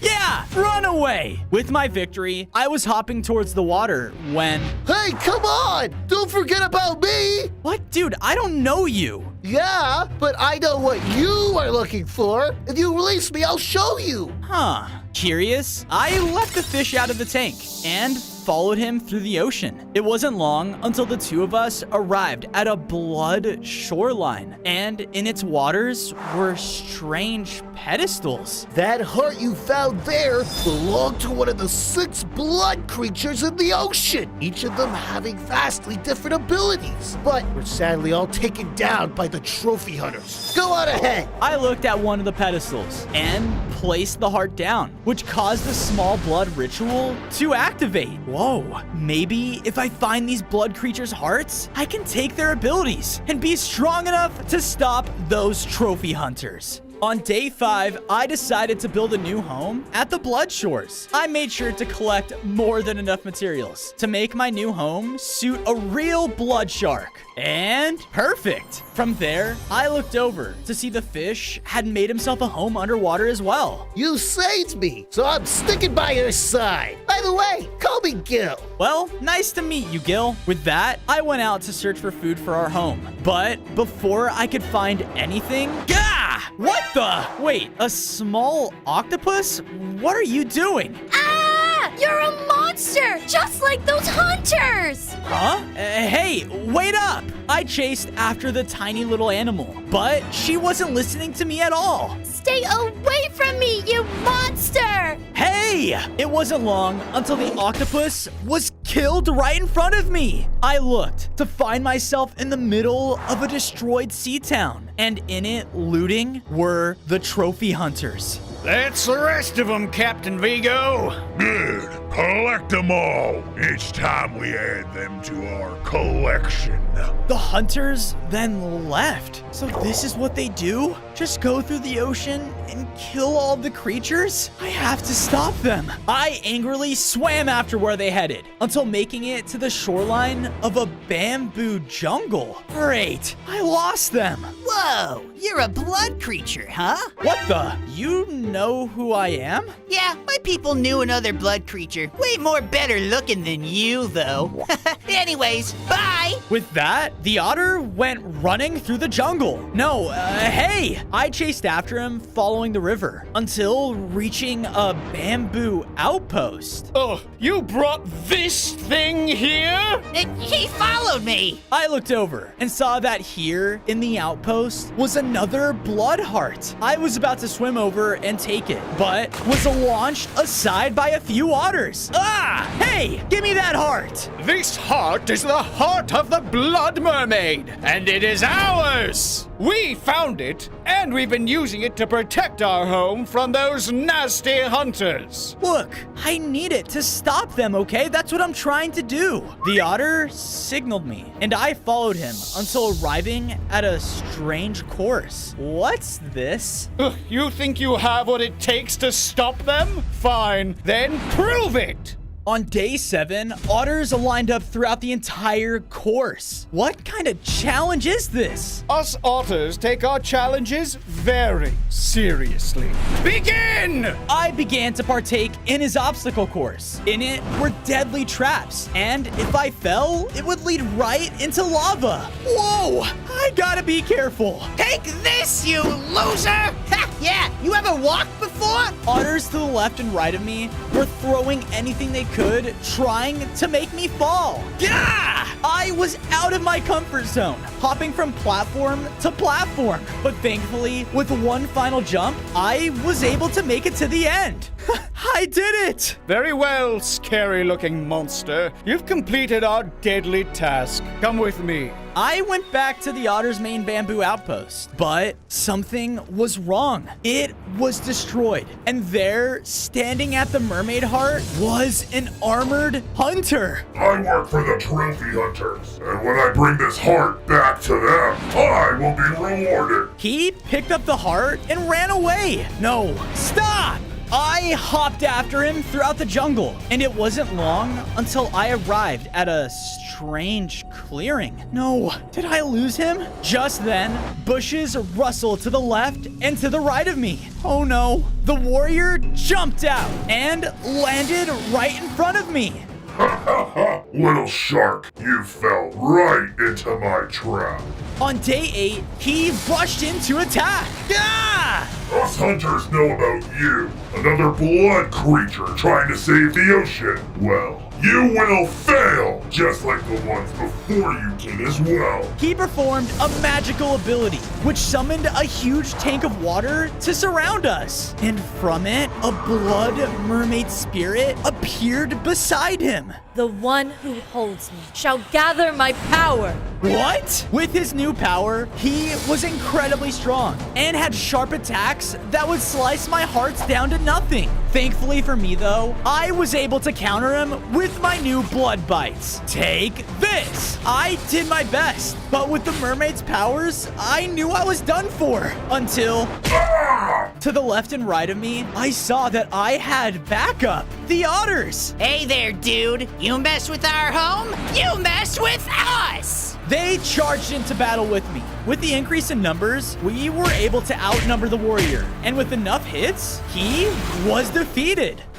Yes! I collected the dropped mermaid blood heart. And because of this, I upgraded. I now had my very own blood shark attacks. And could also now walk on land? Huh, but mermaids don't have legs. Anyway, still nice though. Oh, great. Now our home is gone. What do we do now? I think I have an idea. On days 9 to 10, I brought the otters with me back to my base, to the Blood Shores. This place looks, welcoming. It's better than nothing. With that, I went to work and built them up a nice place to stay on the shore. I even added tons of jungle-themed blocks and bamboo to make them feel just at home. Thank you, Fozo. But I must ask, you're a shark. Why aren't you trying to, kill us? Because with those hunters, all of us creatures gotta stick together. From there, I went over and placed the mermaid heart down on one of the pedestals. And because of this, the rituals started to grow in size. Whoa, the ritual's getting stronger? I wonder what'll happen when I find all of the hearts. As I asked myself this, a barrage of explosions happened in our base. Yeah! What happened? I emerged, only to see that our home was surrounded by a gang of skeletons. We caught him! Oh, really? Thanks, Captain Obvious! Silence! Out walking to the shore was a large skelebeast. So, the blood shark is real. Capture them all. Bring them back to the biker club. Wait, what? I watched as the skeletons rushed over and began to capture my friends. And in another explosion, I passed out. On days 11 to 12, I awoke in the middle of an ominous alleyway. Around me were a few of my friends, all captured. No! He finally woke up.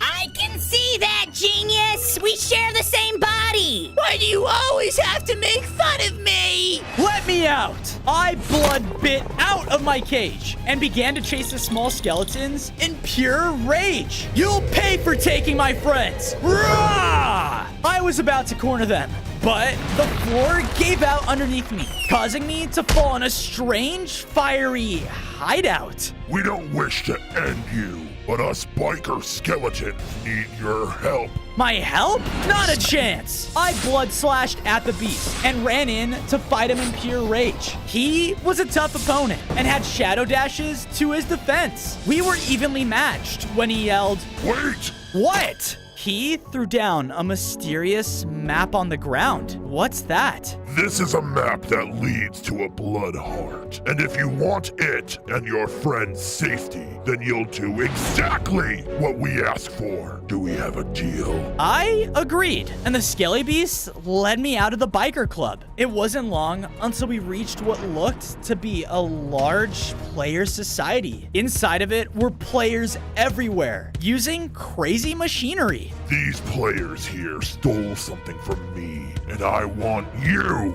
to be the one to get it back. On days 13 to 14, I began to stealthily walk throughout their outpost, avoiding being caught by the players. There's too many of them. If I get caught, I'm done for. I narrowly escaped a farmer and made it inside of a loot room. There, at the end, was a mystical-looking skelly staff. Whoa, that must be their lost item. Time to claim my prize. I went up and collected it, but as I did... Oh, lunch was great. Now just time to check up on what I was guarding and... what did you have for lunch? Alert! Alert! Someone is stealing from us! I ran out just in time to see players snap their heads towards me. Roger, you had one job, man! I'm sorry! The players in their airships began to fly right at me. Oh no! I panicked and accidentally used the Skelly Staff, causing a bunch of skeleton minions to spawn. Sweet! The airships came in, but the minions were able to use a projectile blast, sending it down to the ground. No wonder he wants this staff. It's sick. The minions vanished, and I quickly left the player's outpost. Yes, I can sense it. You found it. I did. Here you go. With that, I traded him the staff for the Leviathan maze map. Your friends will be freed as well. You have my word. On days 15 to 16, I trusted the Skelly Beast and followed his map. It wasn't long until I arrived back underwater and at the entrance of an ominous-looking temple. Welcome to the Trials of the Leviathan. Those who wish to claim its heart must prove to be worthy of it. How hard can it be? Bring it! I swam inside, and I saw that the Trial of the Leviathan was a giant underwater maze. Well, there's no time to waste. The trials have begun! I swam throughout it as fast as I could. In it were lots of different challenges and death traps. Whoa! But I knew I had to keep pushing. Come on, there has to be a faster way I can get through this. Just then, a strange sensation filled within me, and my blood sense triggered again. I could now see through the maze walls, and there, glowing at the center, was the blood Leviathan heart. There it is. Now knowing its location made it way easier for me to make the correct turns, and eventually, I was able to make it to the maze's center. Haha! That trial was a piece of cake. I was about to swim up to collect my prize when I was blasted back. Ah! There, in front of me, was the soul of the large, deadly blood Leviathan. You wish to hold my heart? I do. Look, I know those hunters defeated you and took you down, but I want to avenge you and all of the other sea creatures. A noble cause, but a mere impossible one. Those hunters have claimed even me. What makes me think you can stop them? By showing you I can be stronger. The Leviathan was angered by my comment and swam in to attack. He was much larger than me and used his deadly blood lightning to his advantage. Yeah! Oh no, I gotta go! I began to swim through another corridor while the Leviathan chased right behind me. Who's stronger now? I gotta think of something! I swam around the corner and quickly was able to hide before I was spotted. I know you're here somewhere. Accept your fate. Come on, think. There, above the Leviathan, was an unstable roof. There! Using my blood slash, I shot towards the roof, causing it to collapse over him. Because of this, he was captured, and I won. Very well. You can accept my heart. With that, he transformed back into his heart. And once collected, I upgraded again. I now had 5 more hearts and the ability to shoot out blood lightning at will. Sick! I proudly made it out of the water and saw the skeleton crew waiting at the shoreline. Hey, so those players kind of found our home and wrecked it. You think you have a place for us totally friendly skeletons to stay? On days 19 to 21, I made it safely back to base with the skeleton crew. They helped me and my friends repair our home from all of the destruction they caused. Ha! Yeah, sorry about that. Got any grub we can eat? I got a better idea. From there, I took some time to build up the skeletons their very own diner on the beach of our base. Here you guys go. All you can eat too. Yeehaw! Come on, boys! And, thanks, Fozo. Don't mention it. With that, I went over and placed down the Leviathan heart next to the others. The ritual circle was now one step closer to being complete. That's the 3rd one. I'm halfway to completing the ritual circle. I just hope I can complete it in time to stop Vigo. As I said this, I noticed a tail flailing in the water by our base. So shiny. Wait, a guardian? Hey, one of the blood creatures was a blood guardian. Maybe he'll know something about the heart? Oh, good call. Hey, but he just ignored me. It's like he's not even here. I swam behind him as he went deeper and deeper into the ocean. Okay, this place gives me the creeps. Hey, where are you going? I need your help. But as I said this, I saw that he was focused on a glowing light. So pretty. Dude, snap out of it! Before I could get his attention, a giant anglerfish ate him whole. Ah! My scream alerted the fish, who slowly turned towards me. On days 22 to 26, the anglerfish began to charge in towards me. I swam around the ravine, trying to dodge his massive jaws. But then it started to shoot me with light? Ah, what the? I knew I had to fight back. So I unleashed my new blood lightning attack on it. Okay, this thing is crazy strong. As I said this, the angler came charging up and was about to swallow me whole. Wait! But he was suddenly knocked back. Hurry! That won't stun him for long. Wait, what? I turned around to see a guardian king swimming above the ravine. You saved me? Yeah, and did you not hear me? We have to go now! I quickly followed him as we left and hid in a forest of seaweed. What was that guy's deal? That anglerfish has feasted on my people ever since our Blood King, my father, died at the hands of those wretched trophy hunters. The hunters? That's right. Do you still have your king's heart? Do you not realize how weird that question is? Oh, yeah. Sorry, but look, I need it, okay? I need it to stop the trophy hunters. All right. I'll bring you to it. On days 27 to 29, the Guardian led me all the way to his people's monument home. The ancient structure was heavily destroyed, though, and nearly in ruins. What happened? The hunters happened. Come along now. He led me to the center of their home, where they held the Guardian's blood heart. Yes! I went up to grab it, but was quickly cut off. Okay, come on, what gives? I said I would bring you here, but I cannot just simply hand over our king's heart for free. But I need this. I can use it to stop them. Don't you understand that? We hate the hunters just as much as any other fish, but they are not our main concern right now. It's that bloodthirsty anglerfish. If we only had some way of drawing it out of its den. Look, I'll do anything. Anything for the heart, you say? Yes. Then I have the perfect idea for how you can earn it. Men, it's time! Jerkbait! Why do I have a bad feeling about this? All you need to do is make the anglerfish chase you all the way back here. Then we can enact our plan. Do we have a deal? I guess I have no other choice. Deal. On days 30 to 32, I went back to the Angler's Ravine. They called you bloodthirsty, huh? Then maybe this will draw you out. I shot down my blood splashes everywhere inside and waited, but nothing happened. What? Why didn't that work? As I said this, I saw a faint light glowing from below. That Guardian was right. It is really pretty. It's so shiny. What was I even doing here again? Right.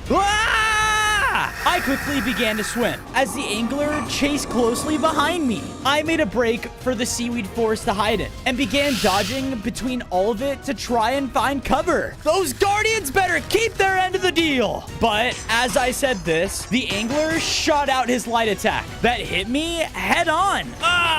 His attack didn't hurt that much, but it caused me to glow in the water. Oh no, you gotta be kidding me. He'll find me in no time. The fish quickly swam in and attacked me again, and his bite nearly took me out in one hit. Gah! I gotta get out of here. I quickly swam out of the seaweed forest and made a break for the Guardian Monument. But as I burst out into the opening, not a single Guardian was here. Guys, the anglerfish quickly caught up to me and was about to finish me off with another attack. No! On days 33 to 35, all of the Guardians came out of hiding. No! They all blasted the angler at once, and their combined attacks were pushing it back and dealing lots of damage. Finish it, bozo! You got it! I swam in and followed up with my powerful blood lightning to finally take it down. Phew, that was a close one. You guys really did have my back there. Of course. We weren't just gonna leave you out to dry. Now go on. You've earned your reward. Finally! With that, I swam over and collected the Guardian's blood heart, which caused me to upgrade again. I gained 5 more hearts and grew into an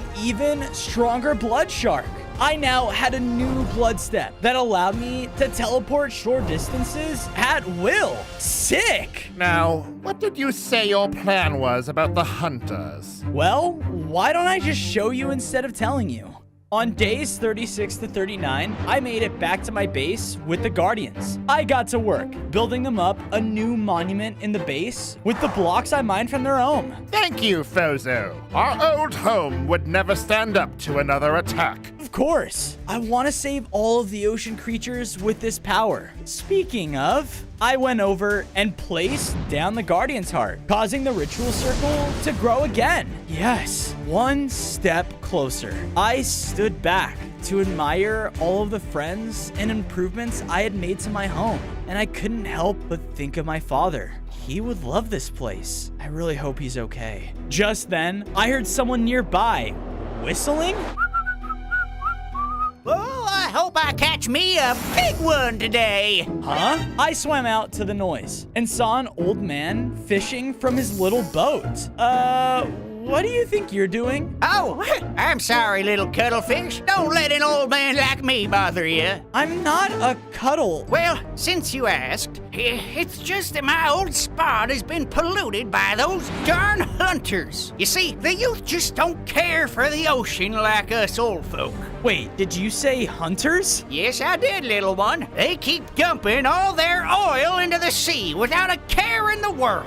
Can you believe that? Oh no, I need to stop them then. Can you lead me to them? On days 40 to 44, I swam beside the old fisherman as he led me all the way to the horrible sight. The hunters had constructed an entire oil rig and they were carelessly dumping oil into the ocean. Why would they do this? Those young'uns are all about the money. They just look at that oil like a giant paycheck, and they don't care what they gotta do to get it. Right. Well, maybe it's time someone reminded them not to mess with the ocean. Thanks for showing me this, by the way. Ah, of course, little cuttlefish. You take care now. I'm not, whatever. Now, how am I gonna do this? I swam up closer to the rig, where I saw that they had 2 main drills off to the side. All right, no drills means no more oil for them. Here goes nothing. I quickly climbed up onto the rig and unleashed my blood shards attack. Because of this, it heavily damaged it. But some of the hunters began to take notice. Hey, it's that stupid shark! Shoot him! Their attacks came raining down from above. So I used my new blood step ability to teleport to the other side of the drill and hit it with another attack. Yes! Now, on to the other one. Sir, one of our drills was just destroyed by the blood shark. What do you want us to do? He came right to me. Don't worry, I'll handle this one. On days 45 to 47, I quickly walked over to the second drill and was about to destroy it when, I was blown backwards. And as I looked up, I saw a horrifying hunter mech. There you are! I've already killed a blood megalodon. Vigo will be happy to see that I was the one to cut off your head. No way, you psycho! I can't believe you're doing this to the ocean. The hunter then started to unload explosive attacks down on me. I moved around as quickly as I could, trying to dodge his attacks, but he was extremely powerful. No! What do I do? There's nothing you can do! My explosives could destroy the whole ocean if I wanted to! That's it! I used my blood step ability to teleport to the nearest spout of oil. Come on, show me what you got! Alright then, die! He unleashed another explosive attack that struck me, but also hit the oil. Oh no. With that, the extremely flammable oil led all the way up to the rig, and it started to explode. No! Abandon ship! Abandon ship! Yes! Landing in the water next to me was a letter the hunter was holding. I picked it up and saw it was the coordinates to his personal yacht. Store the goods in the treasury with the others. This must be where he's keeping the Megalodon's heart. On days 48 to 52, I followed the note's coordinates to the hunter's yacht. Wow, this guy was really full of himself. I noticed only 3 guards on the deck. Okay. This should be easy. What was that? Quit your worrying. No one's ever gonna find this boat. We are completely... what the? Kill it! 2 of them began to rush in using their weapons, but I was much stronger now and easily took them down first. Take that! Hey, let's not be hasty here. I was just about to show you to the treasury. That's why you're here, right? Right. Show me. The hunter led me under the deck and to the treasury doors. He flipped a switch to open them, and I saw the Megalodon's heart was here, along with my father in a tank? Dad! Go on. I won't stop you. I ran in, but as soon as I did... My boy... No, it's a trap! What? Turning around, I saw that the hunter flipped another switch. Stupid fish! The doors slammed shut, and electricity started to spark around the room. Oh no! On days 53 to 56, I started to run down the room towards my dad, but more lightning traps started to hit me.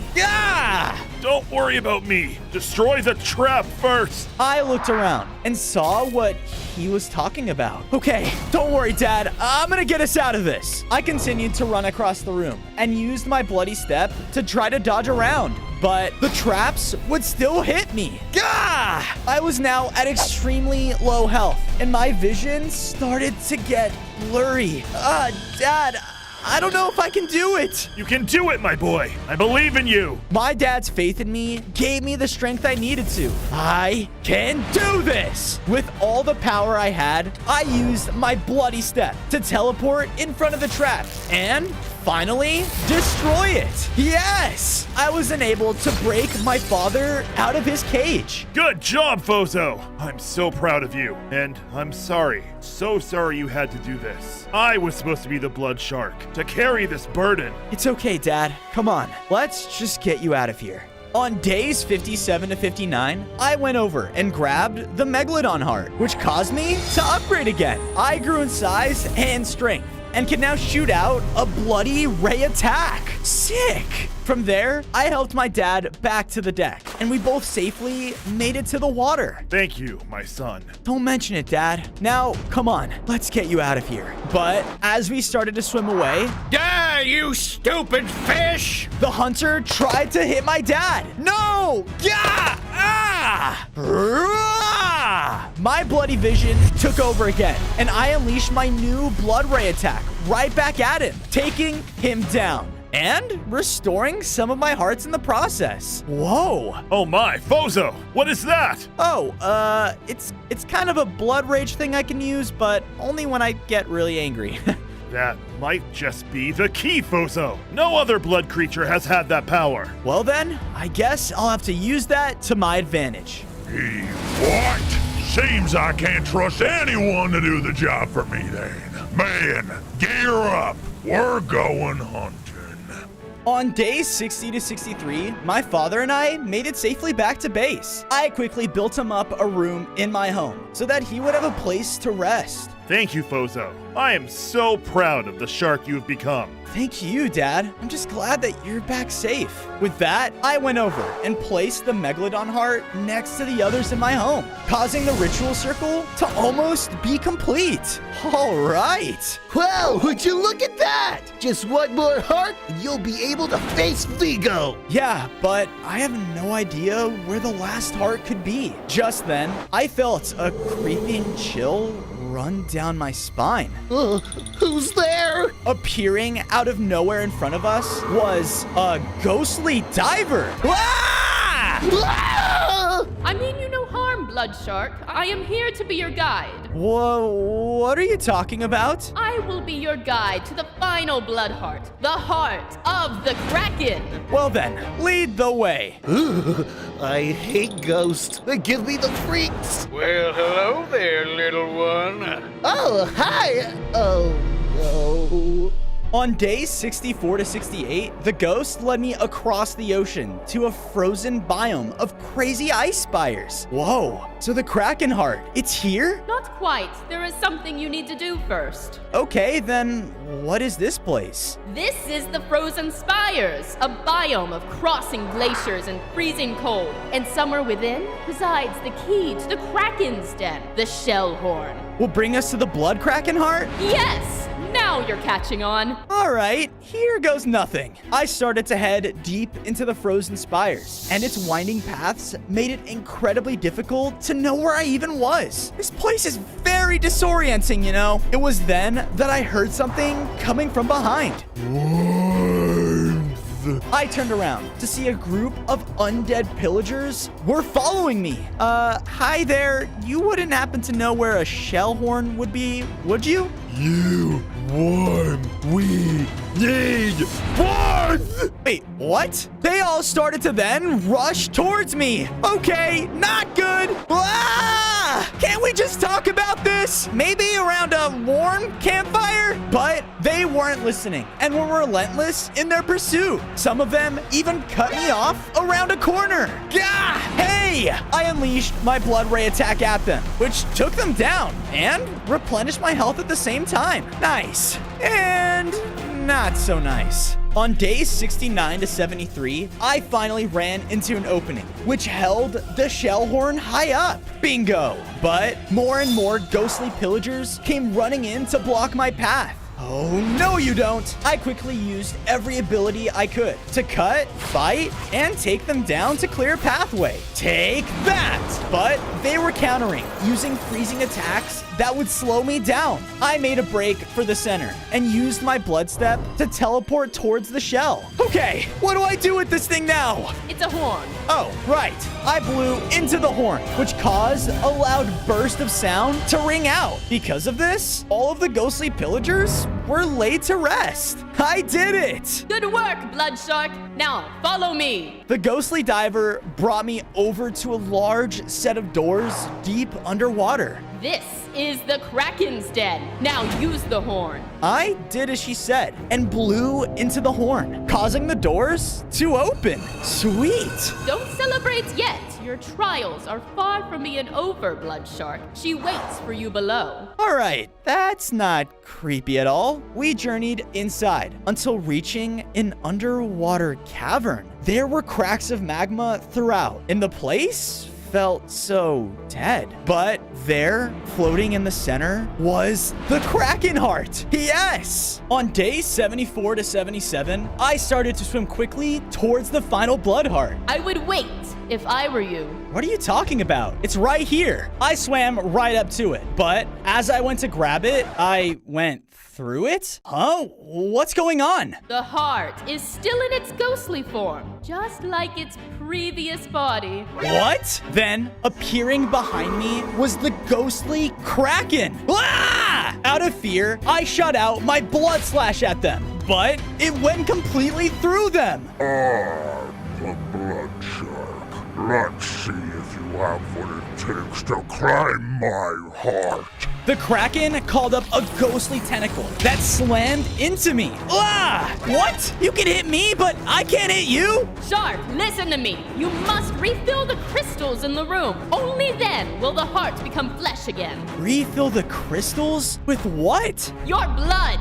The Kraken continued its attacks as I quickly teleported around the room. There's one. I made it to the first crystal and hit it with my blood ray. Yes!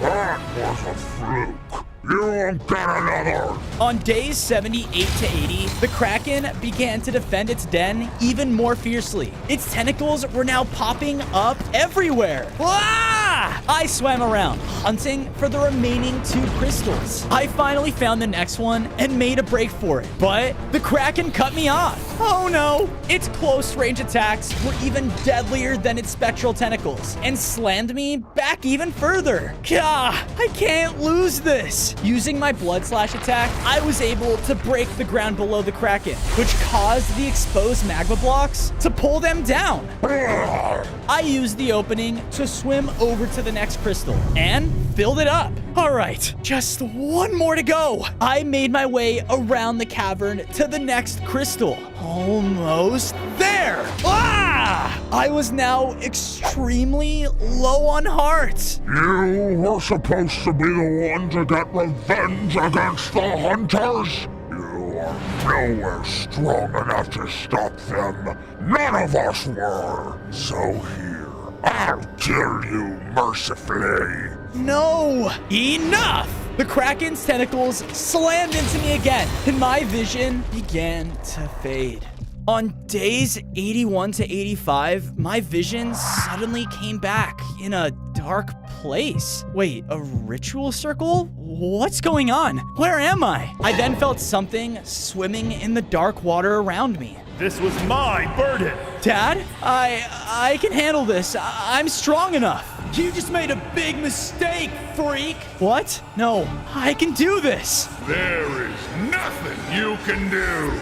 No, I have what it takes. My vision came to, and I was back in the Kraken den with my blood rage. Hurrah! What? That should have killed you. Well, it seems like I'm stronger than you thought. The Kraken angrily lashed out at me again, but I shot out the most powerful blood ray I could that passed through them and filled up the final crystals. Yes. With that, the Kraken's heart was brought back to life.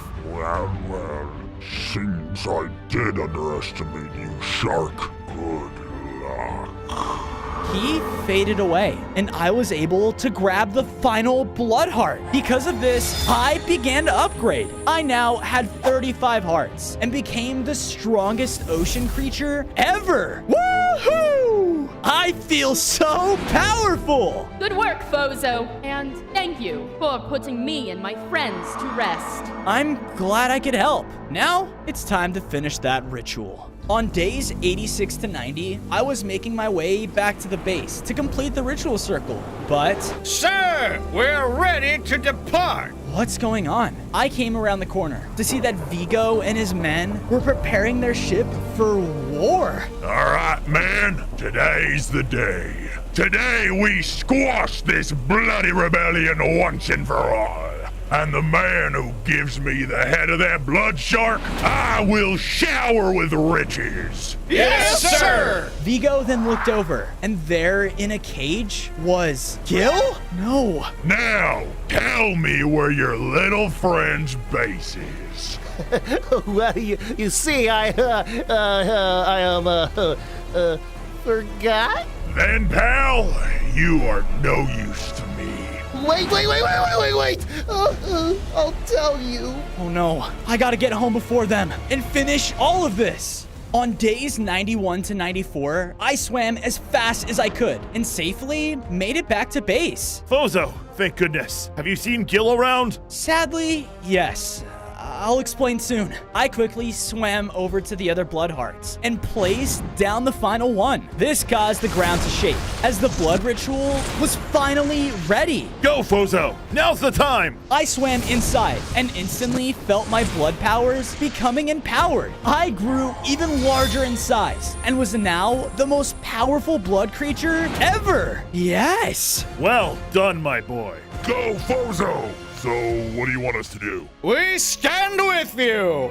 Thank you, everyone. We'll all do this together. As I said this, explosions rocked the outside of our blood shore home. Come out, you rotten fish! All right, let's finish this. On days 95 to 99, I swam out to meet Vigo and his men. What is it, Vigo? Haven't you done enough already? No! I could have all the trophies in the world and still not be happy until I have your head. Now, are you willing to trade for it? He stepped aside to reveal Gil trapped in his cage. No! Don't do it, Fozo! You can take him! Shut it! Man, attack! The army of hunters began to rush in, using all of their weapons to their advantage. They were blasting me back and forth with explosives and were overwhelming me. But just then, a volley of attacks came raining down on them. Huh? I turned around to see the otters and skeletons were working together to attack from rage. Take this, you good-for-nothing hunters! What? No, that's it! Vigo reached back to hit Gil, but my blood rage activated, and I started to dart towards him through the hunters. Oh no, I'm not gonna make it! I got him! My father leapt up and pushed Vigo away from Gil's cage. Hurry, get out of here! Gil and my father were about to dive back into the water, but Vigo was able to hit my dad. Dad! Yeah, I'm all right, Fozo. You need to finish this. Of course, Dad. I can do this. On day 100, I jumped up. Ah, finally. You know what they say. If you want something done right, you better do it yourself. You're a monster, Vigo. I'm gonna make you pay for what you've done. Me and Vigo clashed, and we began to fight all over the deck of his ship. His attacks were much stronger than anyone else I'd ever faced so far. But I was not giving up. We kept trading hits until he hit me with the powerful swing of his diver suit. Yeah! Still haven't gotten used to those legs, have you? Rah! I was now really low on hearts. Ugh. All that talk, all this time just to die like that little baby shark I saw all of those days ago. You are pathetic. Vigo was about to land a finishing hit when my blood senses allowed me to blood step out of his attack. Huh? What's pathetic is that you still think you can win against me in my natural habitat. I can, and I will. Vigo began to recklessly swing at me, but in my empowered form, he was no match against me. I was able to dodge every one of his attacks and retaliated with my own. Gah! What? No, you can't defeat me. I am the hunter. And you are just prey! Not today, and never again! With all of my power, I conjured a final blood slash. That took Vigo down for good. Yes! And with that, on day 1, I spawned in as a baby blood wolf in front of my pack. The blood moon ritual worked!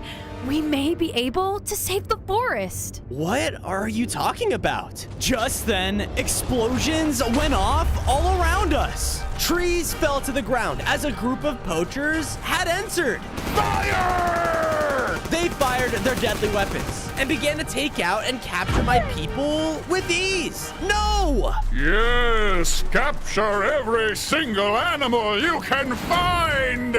This forest is as good as ours. What? I charged in to help, but was knocked to the side. Yeah! I was about to be taken down when my mom jumped in. Son, you don't realize how important you are. You must leave now.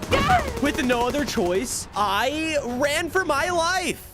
On day 2, I reluctantly listened to my mother and left my people behind. As I was running, I managed to find a strange structure. I can hide in there. I ran inside, but as I did, I was hit. Gah! Looking over, I saw I had run in the middle of a castle courtyard run by foxes. A scary-looking wolf has invaded our kingdom! We must take it down before it does the same to us! Oh no, wait! All of the foxes, though, didn't listen and charged straight towards me with their swords. They were doing everything they could to take me down, but just kept missing. Stop moving! You're making us look bad! I'm not just gonna let you kill me! One of them, though, managed to get a hit. Yeah! And because of this, I unleashed a blood slash, which made him run away in fear. My eyes!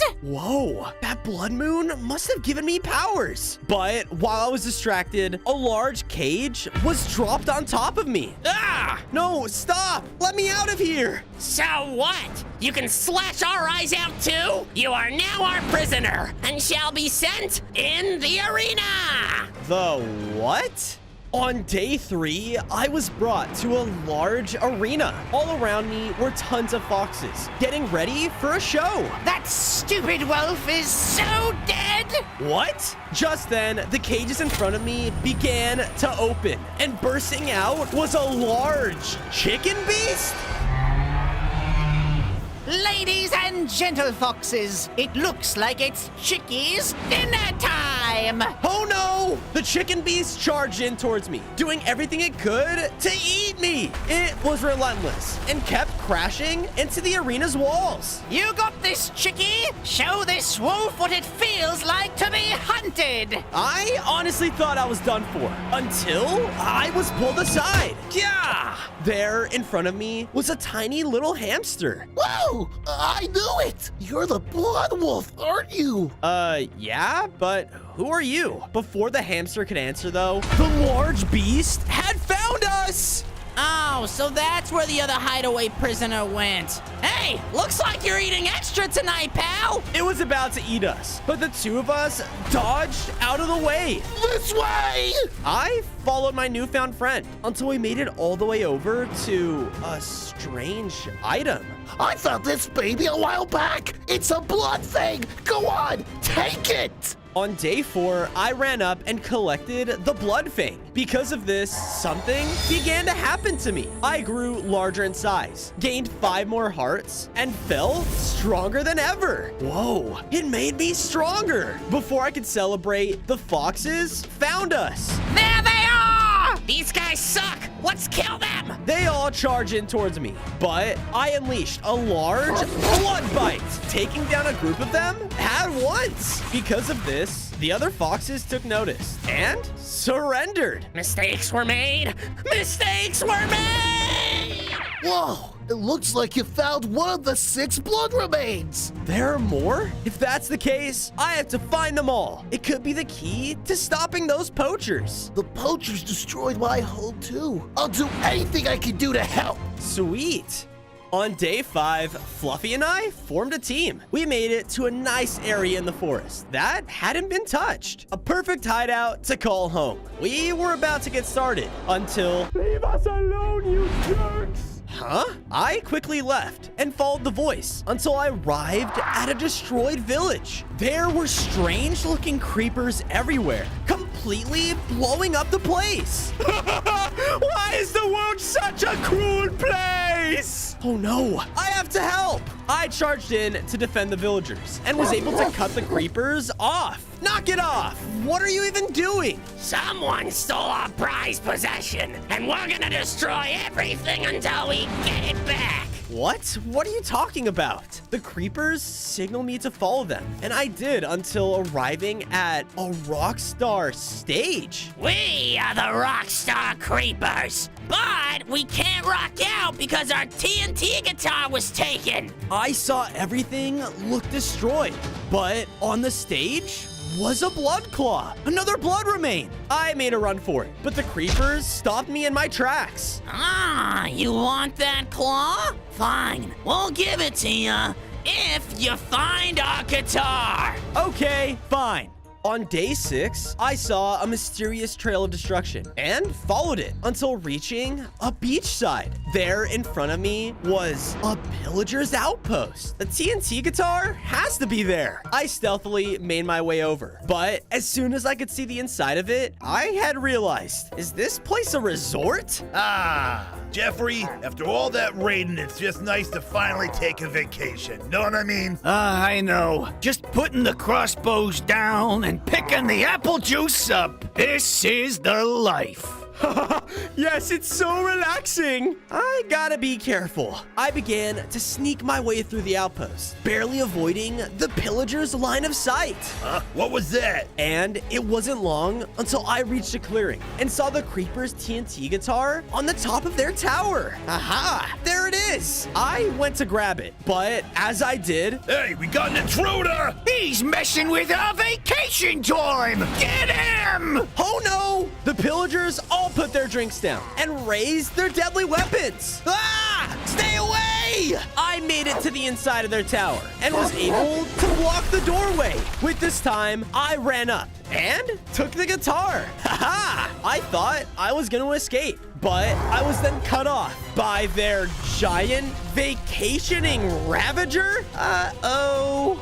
On day 7, the deadly Ravager went in to bite me. Wah! Its bites hurt a lot and brought me down to low health. You messed with Rex's relaxed time. You're done for! Stop! Why do you guys want this guitar anyways? It doesn't even belong to you. Every day of our lives, we've raided and raided. It's finally time for us to relax. And how can we do that if those stupid creepers are always rocking out next door?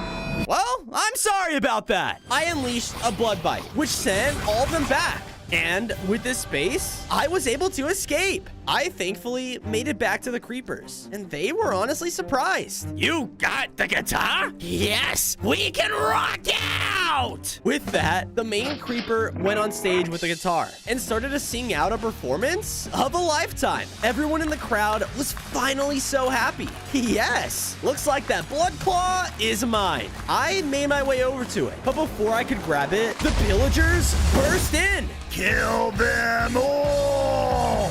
On day 8, all the pillagers rushed in and were ready to take the creepers down, but they stopped? This music, it's It's amazing. Who cares about relaxing? Let's rock! With that, all the pillagers completely dropped their weapons and joined them in rocking out. Yeah. How did I get here? You did it! Go ahead! The claw is yours! With that, I went up and grabbed the claw. Because of this, I began to upgrade once again. I gained 5 more hearts, felt way stronger, and now had my own deadly blood claws. Sweet! I was getting ready to join their concert, but before I could, explosions started to go off all over the place. What the? That's not us! I promise! What's going on? In a matter of seconds, the deadly poachers burst in and started killing anything they could find. Take them all down! This forest will be ours soon enough, and our base will be feared by everyone! Oh no! There were only a couple of the creepers and pillagers left, so I used my new blood claws to blast the poacher away from them. Come on, we gotta go, now! On days 9 to 10, I safely returned with the creepers and pillagers to where I left Fluffy. Once there, I saw that he had taken the time to build us up some homes. Whoa, thanks. Don't mention it. I then made sure to add onto the base by building a nice rockstar home for the creepers and a relaxing space for the pillagers. Hope you guys like it. Yeah, we do. Let's rock! As they went off to play, I heard a strange noise nearby. Must eat. What the? I went towards the voice and saw that Fluffy was standing outside the base. Hey, are you okay? As I tried to approach him, he spun around and looked at me with blood eyes. Ah! Must feed! He began to charge after me, trying to bite me. Hey, cut it out! He wasn't stopping though, so I used my blood claws to cut him off. Must feed the tree! Fluffy then sprinted off away from the base. Hey, where are you going? On days 11 to 12, I chased after Fluffy as he ran away in a frenzy. What happened to you? He was about to run into a dead end, but because of his small size, he squeezed through a crack. What the? I looked up and saw that the cliff had some natural rocky platforms leading up to it. I need to see where he's going. I began to leap between the platforms, going as fast as I could, when suddenly I was nearly hit off by a bird? Yeah, hey! I looked over and saw that the group of birds were under the same effect as him. Must feed the tree! Not this again! The birds flew in, doing everything they could to push me off. Enough! I slashed up into the air, which scared them all away. With that, I finally was able to make it to the top of the cliff. And when I got there, I saw Fluffy, but he was running up to a tree with a blood eye? Yes, little one. Come and feed my roots. No, I was about to run in, but more blood eye animals charged at me and shoved me off. Ah! On days 13 to 14, I slammed down onto the ground, nearly losing all of my hearts. Ah, my head. There he is. I looked up and saw that the blood-eye birds were about to swoop down and take me out. But just then, a poisonous potion splashed, which scared them off. Run along now, little one.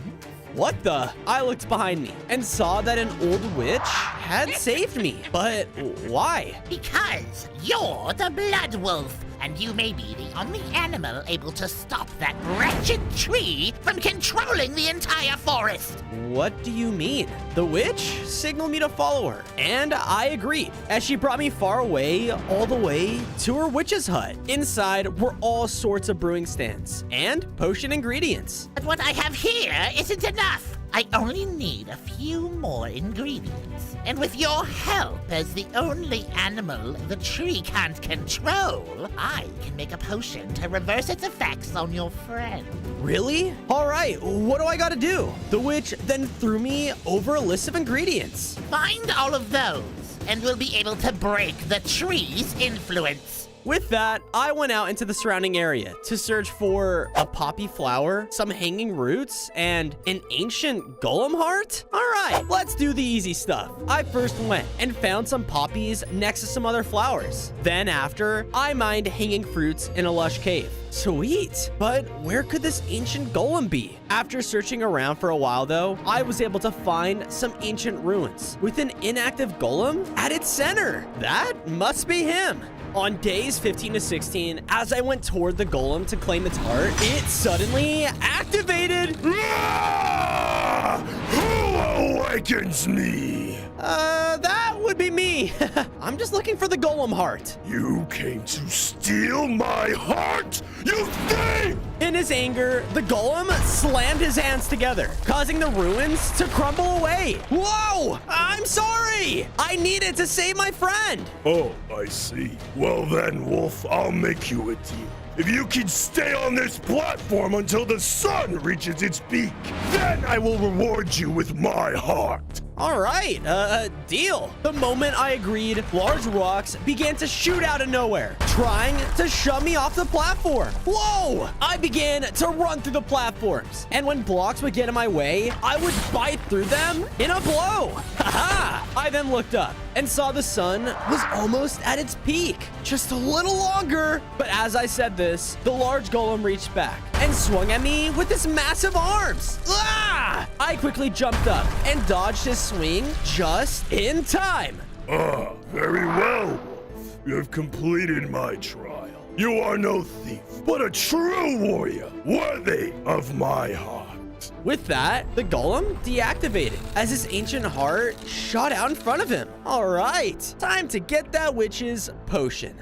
On days 17 to 18, after making it back to the witch's hut with the 3 ingredients, she was able to make me the potion of dispelling. Now, this will break the curse on your friend, but for the tree itself, you'll have to take it out on your own. Got it. You only have 1 chance, so make it count. With that, I made it back to the cave, where the tree and all of its animals were waiting for me. Hello again, Blood Wolf. I can't wait to feed you to my roots. Not gonna happen. I'm here to save my friend and take that blood eye from you. Well then, tear him apart! All the animals began to rush in, including Fluffy. I began to run around the room, dodging their attacks as they came in one after another. I need them all grouped up for the potion. But as I said this, roots came up from the ground, trapping me in place. Yeah! Devour him! The animals all came up and began to bite and peck at me rapidly. Oh yeah? Take this! I threw the potion down on my feet, causing it to hit all of them. And because of this, they were freed from his control. Yeah! No! The tree tried to shoot out its roots again, but before it could, I rushed up and slashed it down with my blood slash. And as it was defeated, the blood eye fell at its feet. I picked it up, which caused me to begin to upgrade. I gained 5 more hearts and now had the ability to let out a powerful blood howl. Whoa. Fozo, what's going on? It's all right. It's over now. I'll tell you about it on the way home. On days 19 to 21, all of the cured animals came back to the base with Fluffy and I. I built them up some nice natural houses so they could feel right at home. Here you go, everyone. Thanks. I thought you were gonna be really mean like that other blood creature I've seen, but you're not that bad. Oh, well, thanks. Wait, you've seen another blood creature? Where? The bird signaled me to follow them as they led me out of the base and to the edge of a dark wood forest. I've seen a crazy blood beast skulking around this forest when I've flown overhead. All of the creature's fur is covered in blood. It's fur? How scary can it be, right? Okay, maybe it's a little scary. Well, I'm gonna need that fur to stop the poachers. So, here goes nothing. I started to journey through the dark forest as the trees only got denser and more disorienting. I better be careful or I'm gonna get lost in this place. But as I said this, my blood senses started to go off and I smelled something. Could that be the blood beast? All right, the hunt is on. On days 22 to 26, I began to rush through the dark forest, letting my instincts take over. let's see what this beast really is. I finally caught up to the scent and leapt out of the tree line into a clearing with a spider? Ah, it's the blood beast! What? No, But before I could explain myself, more tiny spiders appeared around the tree line. Fire! They began to shoot out their webs at me, completely encasing me. Yeah! Guys, stop! I slashed through the webs. Look, I'm not a beast. I'm trying to hunt the beast down. That beast eats our kind for breakfast, lunch, and dinner. Wait, do you know where it is then? Maybe, but we can't help you right now. We need to find a safe place to hide. I think I can help with that. I went to a secure spot in the forest and began to use my claws to dig a nice and hidden den for the spiders. And any stone I couldn't cut through, I was able to use my blood howl to completely clear it out. How's this? Well, would you look at that? Thank you, Wolf. Now, about the blood beast. It usually only comes around when... Suddenly, as the spider was speaking, he was eaten whole by a large blur of red fur. Oh no, the blood beast! Delicious spiders, my favorite snack. Everybody scatter! The spiders all began to run away as the beast started chasing after them, eating them one by one. No! I rushed in to help, cutting down trees with my blood slash to cut him off. Guys, stop running everywhere! They all then grouped together and came sprinting back towards me. But the beast was about to cut them off. Take this! I howled at him, which sent him flying back. The remaining spiders then quickly entered the den and used their webs to cover the entrance. Thank you, Wolf. But what about you? Don't worry about me. I can handle. But as I said this, I was hit from behind and sent flying into a tree. Yeah! You almost ruined my dinner. I'll just eat you instead. All right, bring it. On days 30 to 32, the beast and I began to fight as it slashed with its massive claws. Whoa! I knew I couldn't win up close, so I dodged back to gain some distance and hit it with my blood howl. But then I noticed it began to recover fast. No, the blood fur, it's empowering it. It rushed in and hit me back into the tree line with powerful hit, putting me to low hearts. Ah! So long, Wolf. The beast was about to take me down when a large explosion rocked the other side of the clearing. And walking out was the poachers. Ah, yes, there's the beast. Another trophy for the shelf.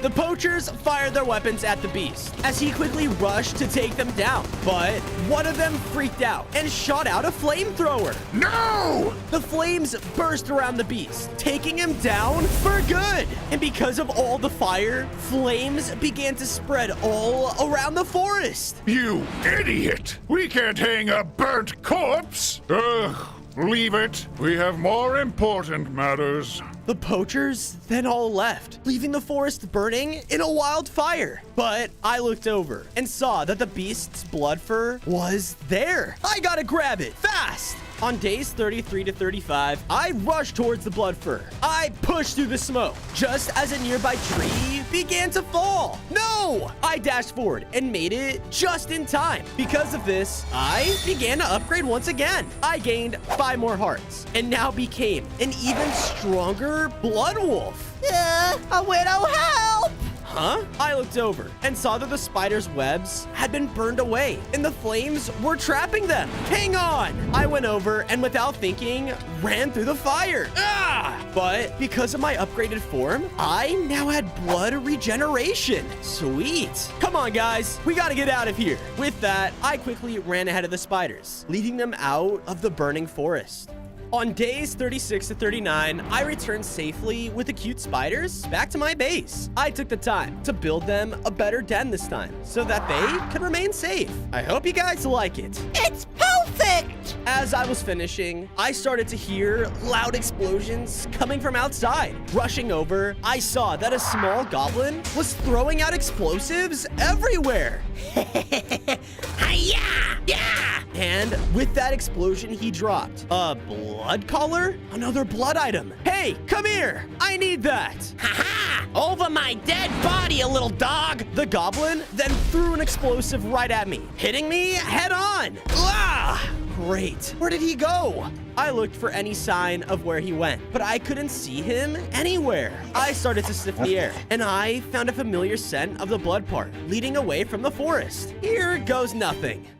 On days 40 to 44, I followed the blood collar scent until it brought me to an enormous junkyard. Why would the goblin be here? I continued following the trail until I found the goblin hiding behind one of the piles of junk. Hey! Ah! He began to run away from me again. Oh, no, you don't. I chased after him, but in the open junkyard, it was easy for me not to lose him. I even ran into a bunch of his traps. Ah! What is this place? You'll see there, pal! I continued chasing after the small goblin, and eventually, he ran into a dead end. Ha! Now, hand over the blood collar. But before I could grab it from him, 2 large robot guards appeared out of nowhere. Detain him for attacking the prince! What? Before I knew it, a cage slammed down around me, and I was trapped. On days 45 to 47, I was brought in front of the Goblin King, who was sitting in an enormous mech. So you're the ruffian that's been attacking my son? You'll pay for this, mutt! Wait, I just wanted the blood part. I needed to take down the poachers. Is that so? Well, you can have it for a price. The Goblin King led me into their junkyard headquarters. Inside was a war room with a huge map of the area, which obtained different markings. What is this place? The Rogue Hideout has been giving us a lot of trouble lately. Recently, they stole our newest invention. If you can retrieve it for us, we'll gladly give you the blood collar you seek. Sweet, but how do I get in? They got a new recruit coming in. You just gotta make him disappear, and then you could just take his place. I don't know. Well, I can't wait for my first day in the guild. I wonder what... Sorry. All right, time to get into that hideout. I traveled to the location of the map, and from afar, I could already see the Master Thief talking to his henchmen. Make sure to keep a lookout for the new recruit. He'll be here any second. Hey, boss! He then went inside of his hideout. All right, here goes nothing. On days 48 to 52, I walked up to the Thieves Guild entrance. Who are you supposed to be? You mouse for brains! This must be the new recruit the boss was talking about! Yep, I sure am. The other rogue wasn't convinced though, and started inspecting me up and down.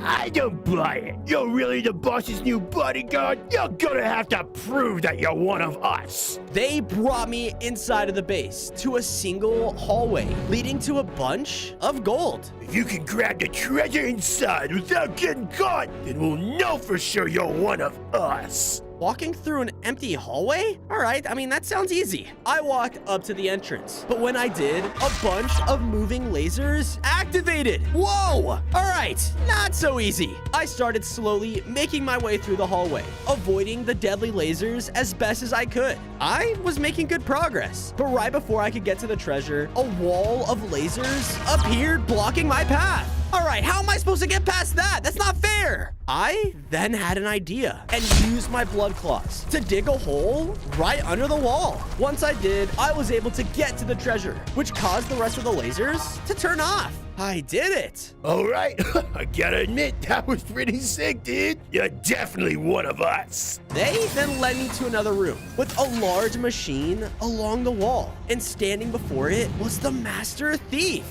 What is this? It's the new recruit, boss. Don't worry, he's 100% legit. Are you dumb? That's not the recruit. I didn't hire a wolf. Honestly, I'm kind of surprised I got this far. Before I could even react, he was already behind me and struck a critical blow. Yeah! With just one hit, he was able to take away half of my hearts. The Master Thief was just too fast, and I couldn't land a hit on him. All right, plan B. I decided to use my Bloodhound and blasted all around me, finally hitting him. Ah! With the Master Thief stunned, I took advantage of this and bit him with my blood bite. You're smart, Wolf. But can you defeat this? The Master Thief then clicked a button, activating the large goblin machine. Time to die, Wolf. if I can figure out how to use it. He started to mess around with the controls when the machine suddenly gave off an explosion and took him down. Oh no! It's out of control! Everybody run! On days 57 to 59, the enormous goblin machine continued to fire out explosions everywhere. I gotta shut it off! I ran up and I shot out a blood howl, aiming for a bulb on the side, and I was able to break it. The machine seemed to lose its power. All right, nice. Now just have to break the 3 bulbs to disable the machine. Once I broke the first one, I started to get hit with its blasts, but my blood regeneration made sure I could survive them. With another blood howl, I was able to break the second bulb, which just left 1 remaining. Why would goblins even make something like this? Eventually, I was able to shoot 1 last blood howl right at the last bulb, causing the machine to power down. All right, that was close. I quickly went back to the junkyard and told the goblins what happened. Perfect! We'll fix it right up, as long as you didn't break it too much. Yeah, should be fine. Good enough for me! With that, the Goblin King threw the blood collar over to me, and once I grabbed it, I could feel its power coursing through my veins. I now had 30 hearts, and I could send out massive blood jaws in every direction. Awesome! And as a thanks for also clearing out the thieves, I bestow upon you my most trusted bodyguards. Sweet! I know just the place for you. On days 60 to 63, I returned to my base with the goblins' bodyguards. I decided to make them another junkyard guard tower to keep watch over the base. All right, I'm counting on you two. Intruder detected! Huh? I looked over and saw that a horrifying skeleton was stealing blood blocks from my house. What the? For master! Without hesitation, the skeleton began to run off. Hey, give those back! I started chasing the thief into the forest and decided to use my new blood ability to hit him. This hit a nearby tree that fell over and cut off the creature from running. Now must bring to master! The creature ran in to attack, but I blasted him back with a blood howl. Once I did, he dropped everything that he stole. Haha, that's what you get. You can't stop the necromancer. Necromancer? Who is he talking about? Just then, I overheard screams for help nearby. Oh dear mother of all emeralds! I decided to follow it, and once I got to the destination, I saw a village being attacked by more undead creatures. Help! Please! Hold on, I'm coming! On days 64 to 68, I rushed in, blocking the Revenant from attacking the villager. I used my Blood Claw, which made quick work of him. Take that! Hey, are you okay? I am now, thanks to you, but the rest of my home is still under attack. Please save us! Another villager's house then exploded, and more of them started pouring out. They all charged at me, but I used my blood jaws to take them down. I went through the village and started taking care of more of them. And once I was done, all the villagers started to gather around me. Thank you, Mr. Wolf. You've saved all of us. If only our home could have been saved too. Oh, that won't be a problem too.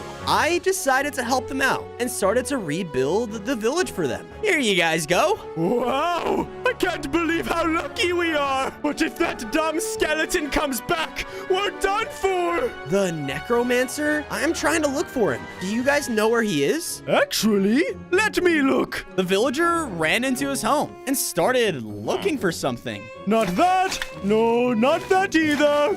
Come on, how did a cat get in here? Aha! Here it is. The villagers then tossed me over a map. Here, it's a map to his maze. You know, we would go and stop him, but it wouldn't be fair. Well, don't worry. I'll make sure he pays for what he's done. Yay! Good doggy! Who's a good boy? Who's a good boy? Dude, do not talk to me like that. Seriously, it's demeaning. On day 69 to 73, I arrived at the entrance of the Necromancer's maze. Well, how dangerous could it be, right? As I stepped inside, I immediately saw a spiked trap on the ground and barely avoided it. Whoa, That's not a good sign. I continued through the maze, and as I did, I saw that some of the halls were crawling with hordes of revenants. Okay, I gotta be careful. Just then, though, I accidentally backed into another trap. This then caused them to turn their attention towards me. Oh no! I started to rush through the maze, trying to outrun the deadly horde. They recklessly chased me as I used the spike traps to my advantage to slow the horde down. Haha! Yes! But just then, the wall in front of me burst open as even more revenants rushed in. What the? How many of there are you? Thankfully, I ran to the last hall, but right in front of the center was a pit of spikes. Okay, I gotta make this count. I ran up and shot my blood howl towards the ground, which allowed me to jump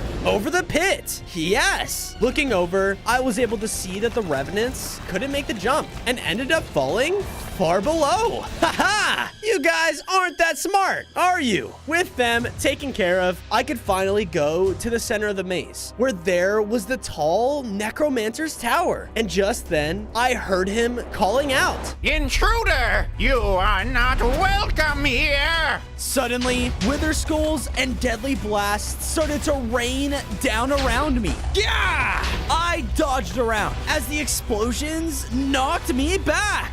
As another skull flew towards me, I howled out at it, exploding it in the air. Stop! I'm here to... I know what you're here for, intruder. You've come to take my blood bone away from me.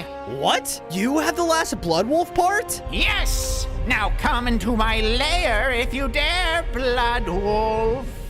On days 74 to 77, I entered the Necromancer's Tower. And right on the first floor, I saw that a hulking, corrupted guard was standing at the entrance. I need to get rid of him if I want to get in. Maybe he's like the other creatures?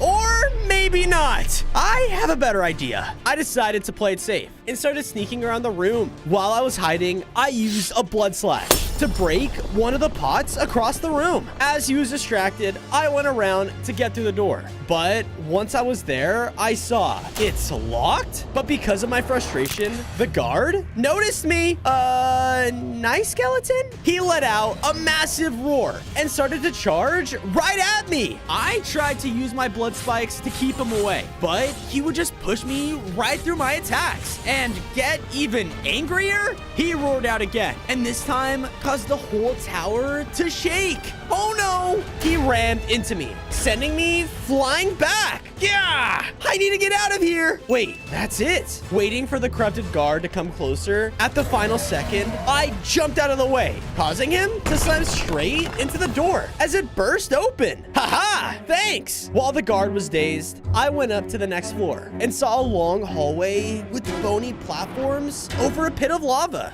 You'll never make it through my deadly tower! Just a few platforms, huh? How hard can that be? I started to jump across, but as I landed on the first one, I triggered a pressure plate. Uh-oh! The room began to shake as the side walls started to move in, coming in to crush me. Oh, come on! I rushed through the parkour course, trying to get to the other side before I got crushed. As I did, more traps, though, started to trigger as poison arrows began to shoot at me. Thankfully, once I was at the end, I finally saw a lever on the far wall. That must turn everything off. But before I could jump again, one of the poison arrows hit me. Yeah! I was able to barely make it over to flip the lever before the walls could crush me. Honestly, I'm impressed. You will be the perfect ghoul to lead my minion army. Not gonna happen. Ah, such a brave young wolf. Now come, I can't wait to meet you in person. With that, I finally went up to the last set of stairs. And that's where I saw that I was in the Necromancer's lair. In the center of the room was a blood bone, surrounded by 3 enormous blood crystals. Ah, took you long enough, Blood Wolf. Now this tower will become your grave. On days 81 to 85, the Necromancer began to float and started to blast me with his energy. I ran to hit him with my claws, but he took no damage? What's going on? You'll never harm me with any blood attacks, Wolf, as long as I have the power of the Bloodbone. He then continued to blast at me, and I had to dodge back. Gah! That's it. I need to break those crystals to get to the Bloodbone. From there, I changed my target and began to shoot my blood howls at the crystals. I was able to take out the first one, which caused the necromancer to weaken in power. You'll pay for that. With another blood howl, I was able to destroy another crystal and cause it to explode. Enough! He was very angry and took me down to low hearts. Yeah! Now I will have all your powers, Blood Wolf. He was about to take me down, but all I could think of was my people and what I was fighting for. I can't die here. Using the last of my power, I shot a blood howl right at the last crystal and destroyed it. Wait, what? As the last crystal shattered, I walked up to the necromancer to land the final blow. But he kept firing everything he could at me. His attacks were much weaker now, so I just easily pushed through them. This can't be happening! You're just a stupid dog! I'm an undead king! Sorry, but I won't let anyone stand in the way of saving my family. With the one final blood slash, I took the necromancer down for good. Now gone, I was finally able to pick up the last blood part. I could feel myself growing into an even stronger blood wolf. I now had 35 hearts, and I could shoot out powerful blood explosions at will. Yes, I finally got all the blood wolf parts. On days 86 to 90, I saw a glowing crystal ball inside of the lair. When I looked inside, I was brought to a vision of someplace else. It was the poachers assembling in their base. Whoa, I had to go find them. I traveled out and went to the location of their meeting, which was deep inside of the woods. All of them were gathered around their leader. I know I'm standing in front of the best hunters in the world. Just because we can't get one dang wolf doesn't mean that we aren't the best, you know?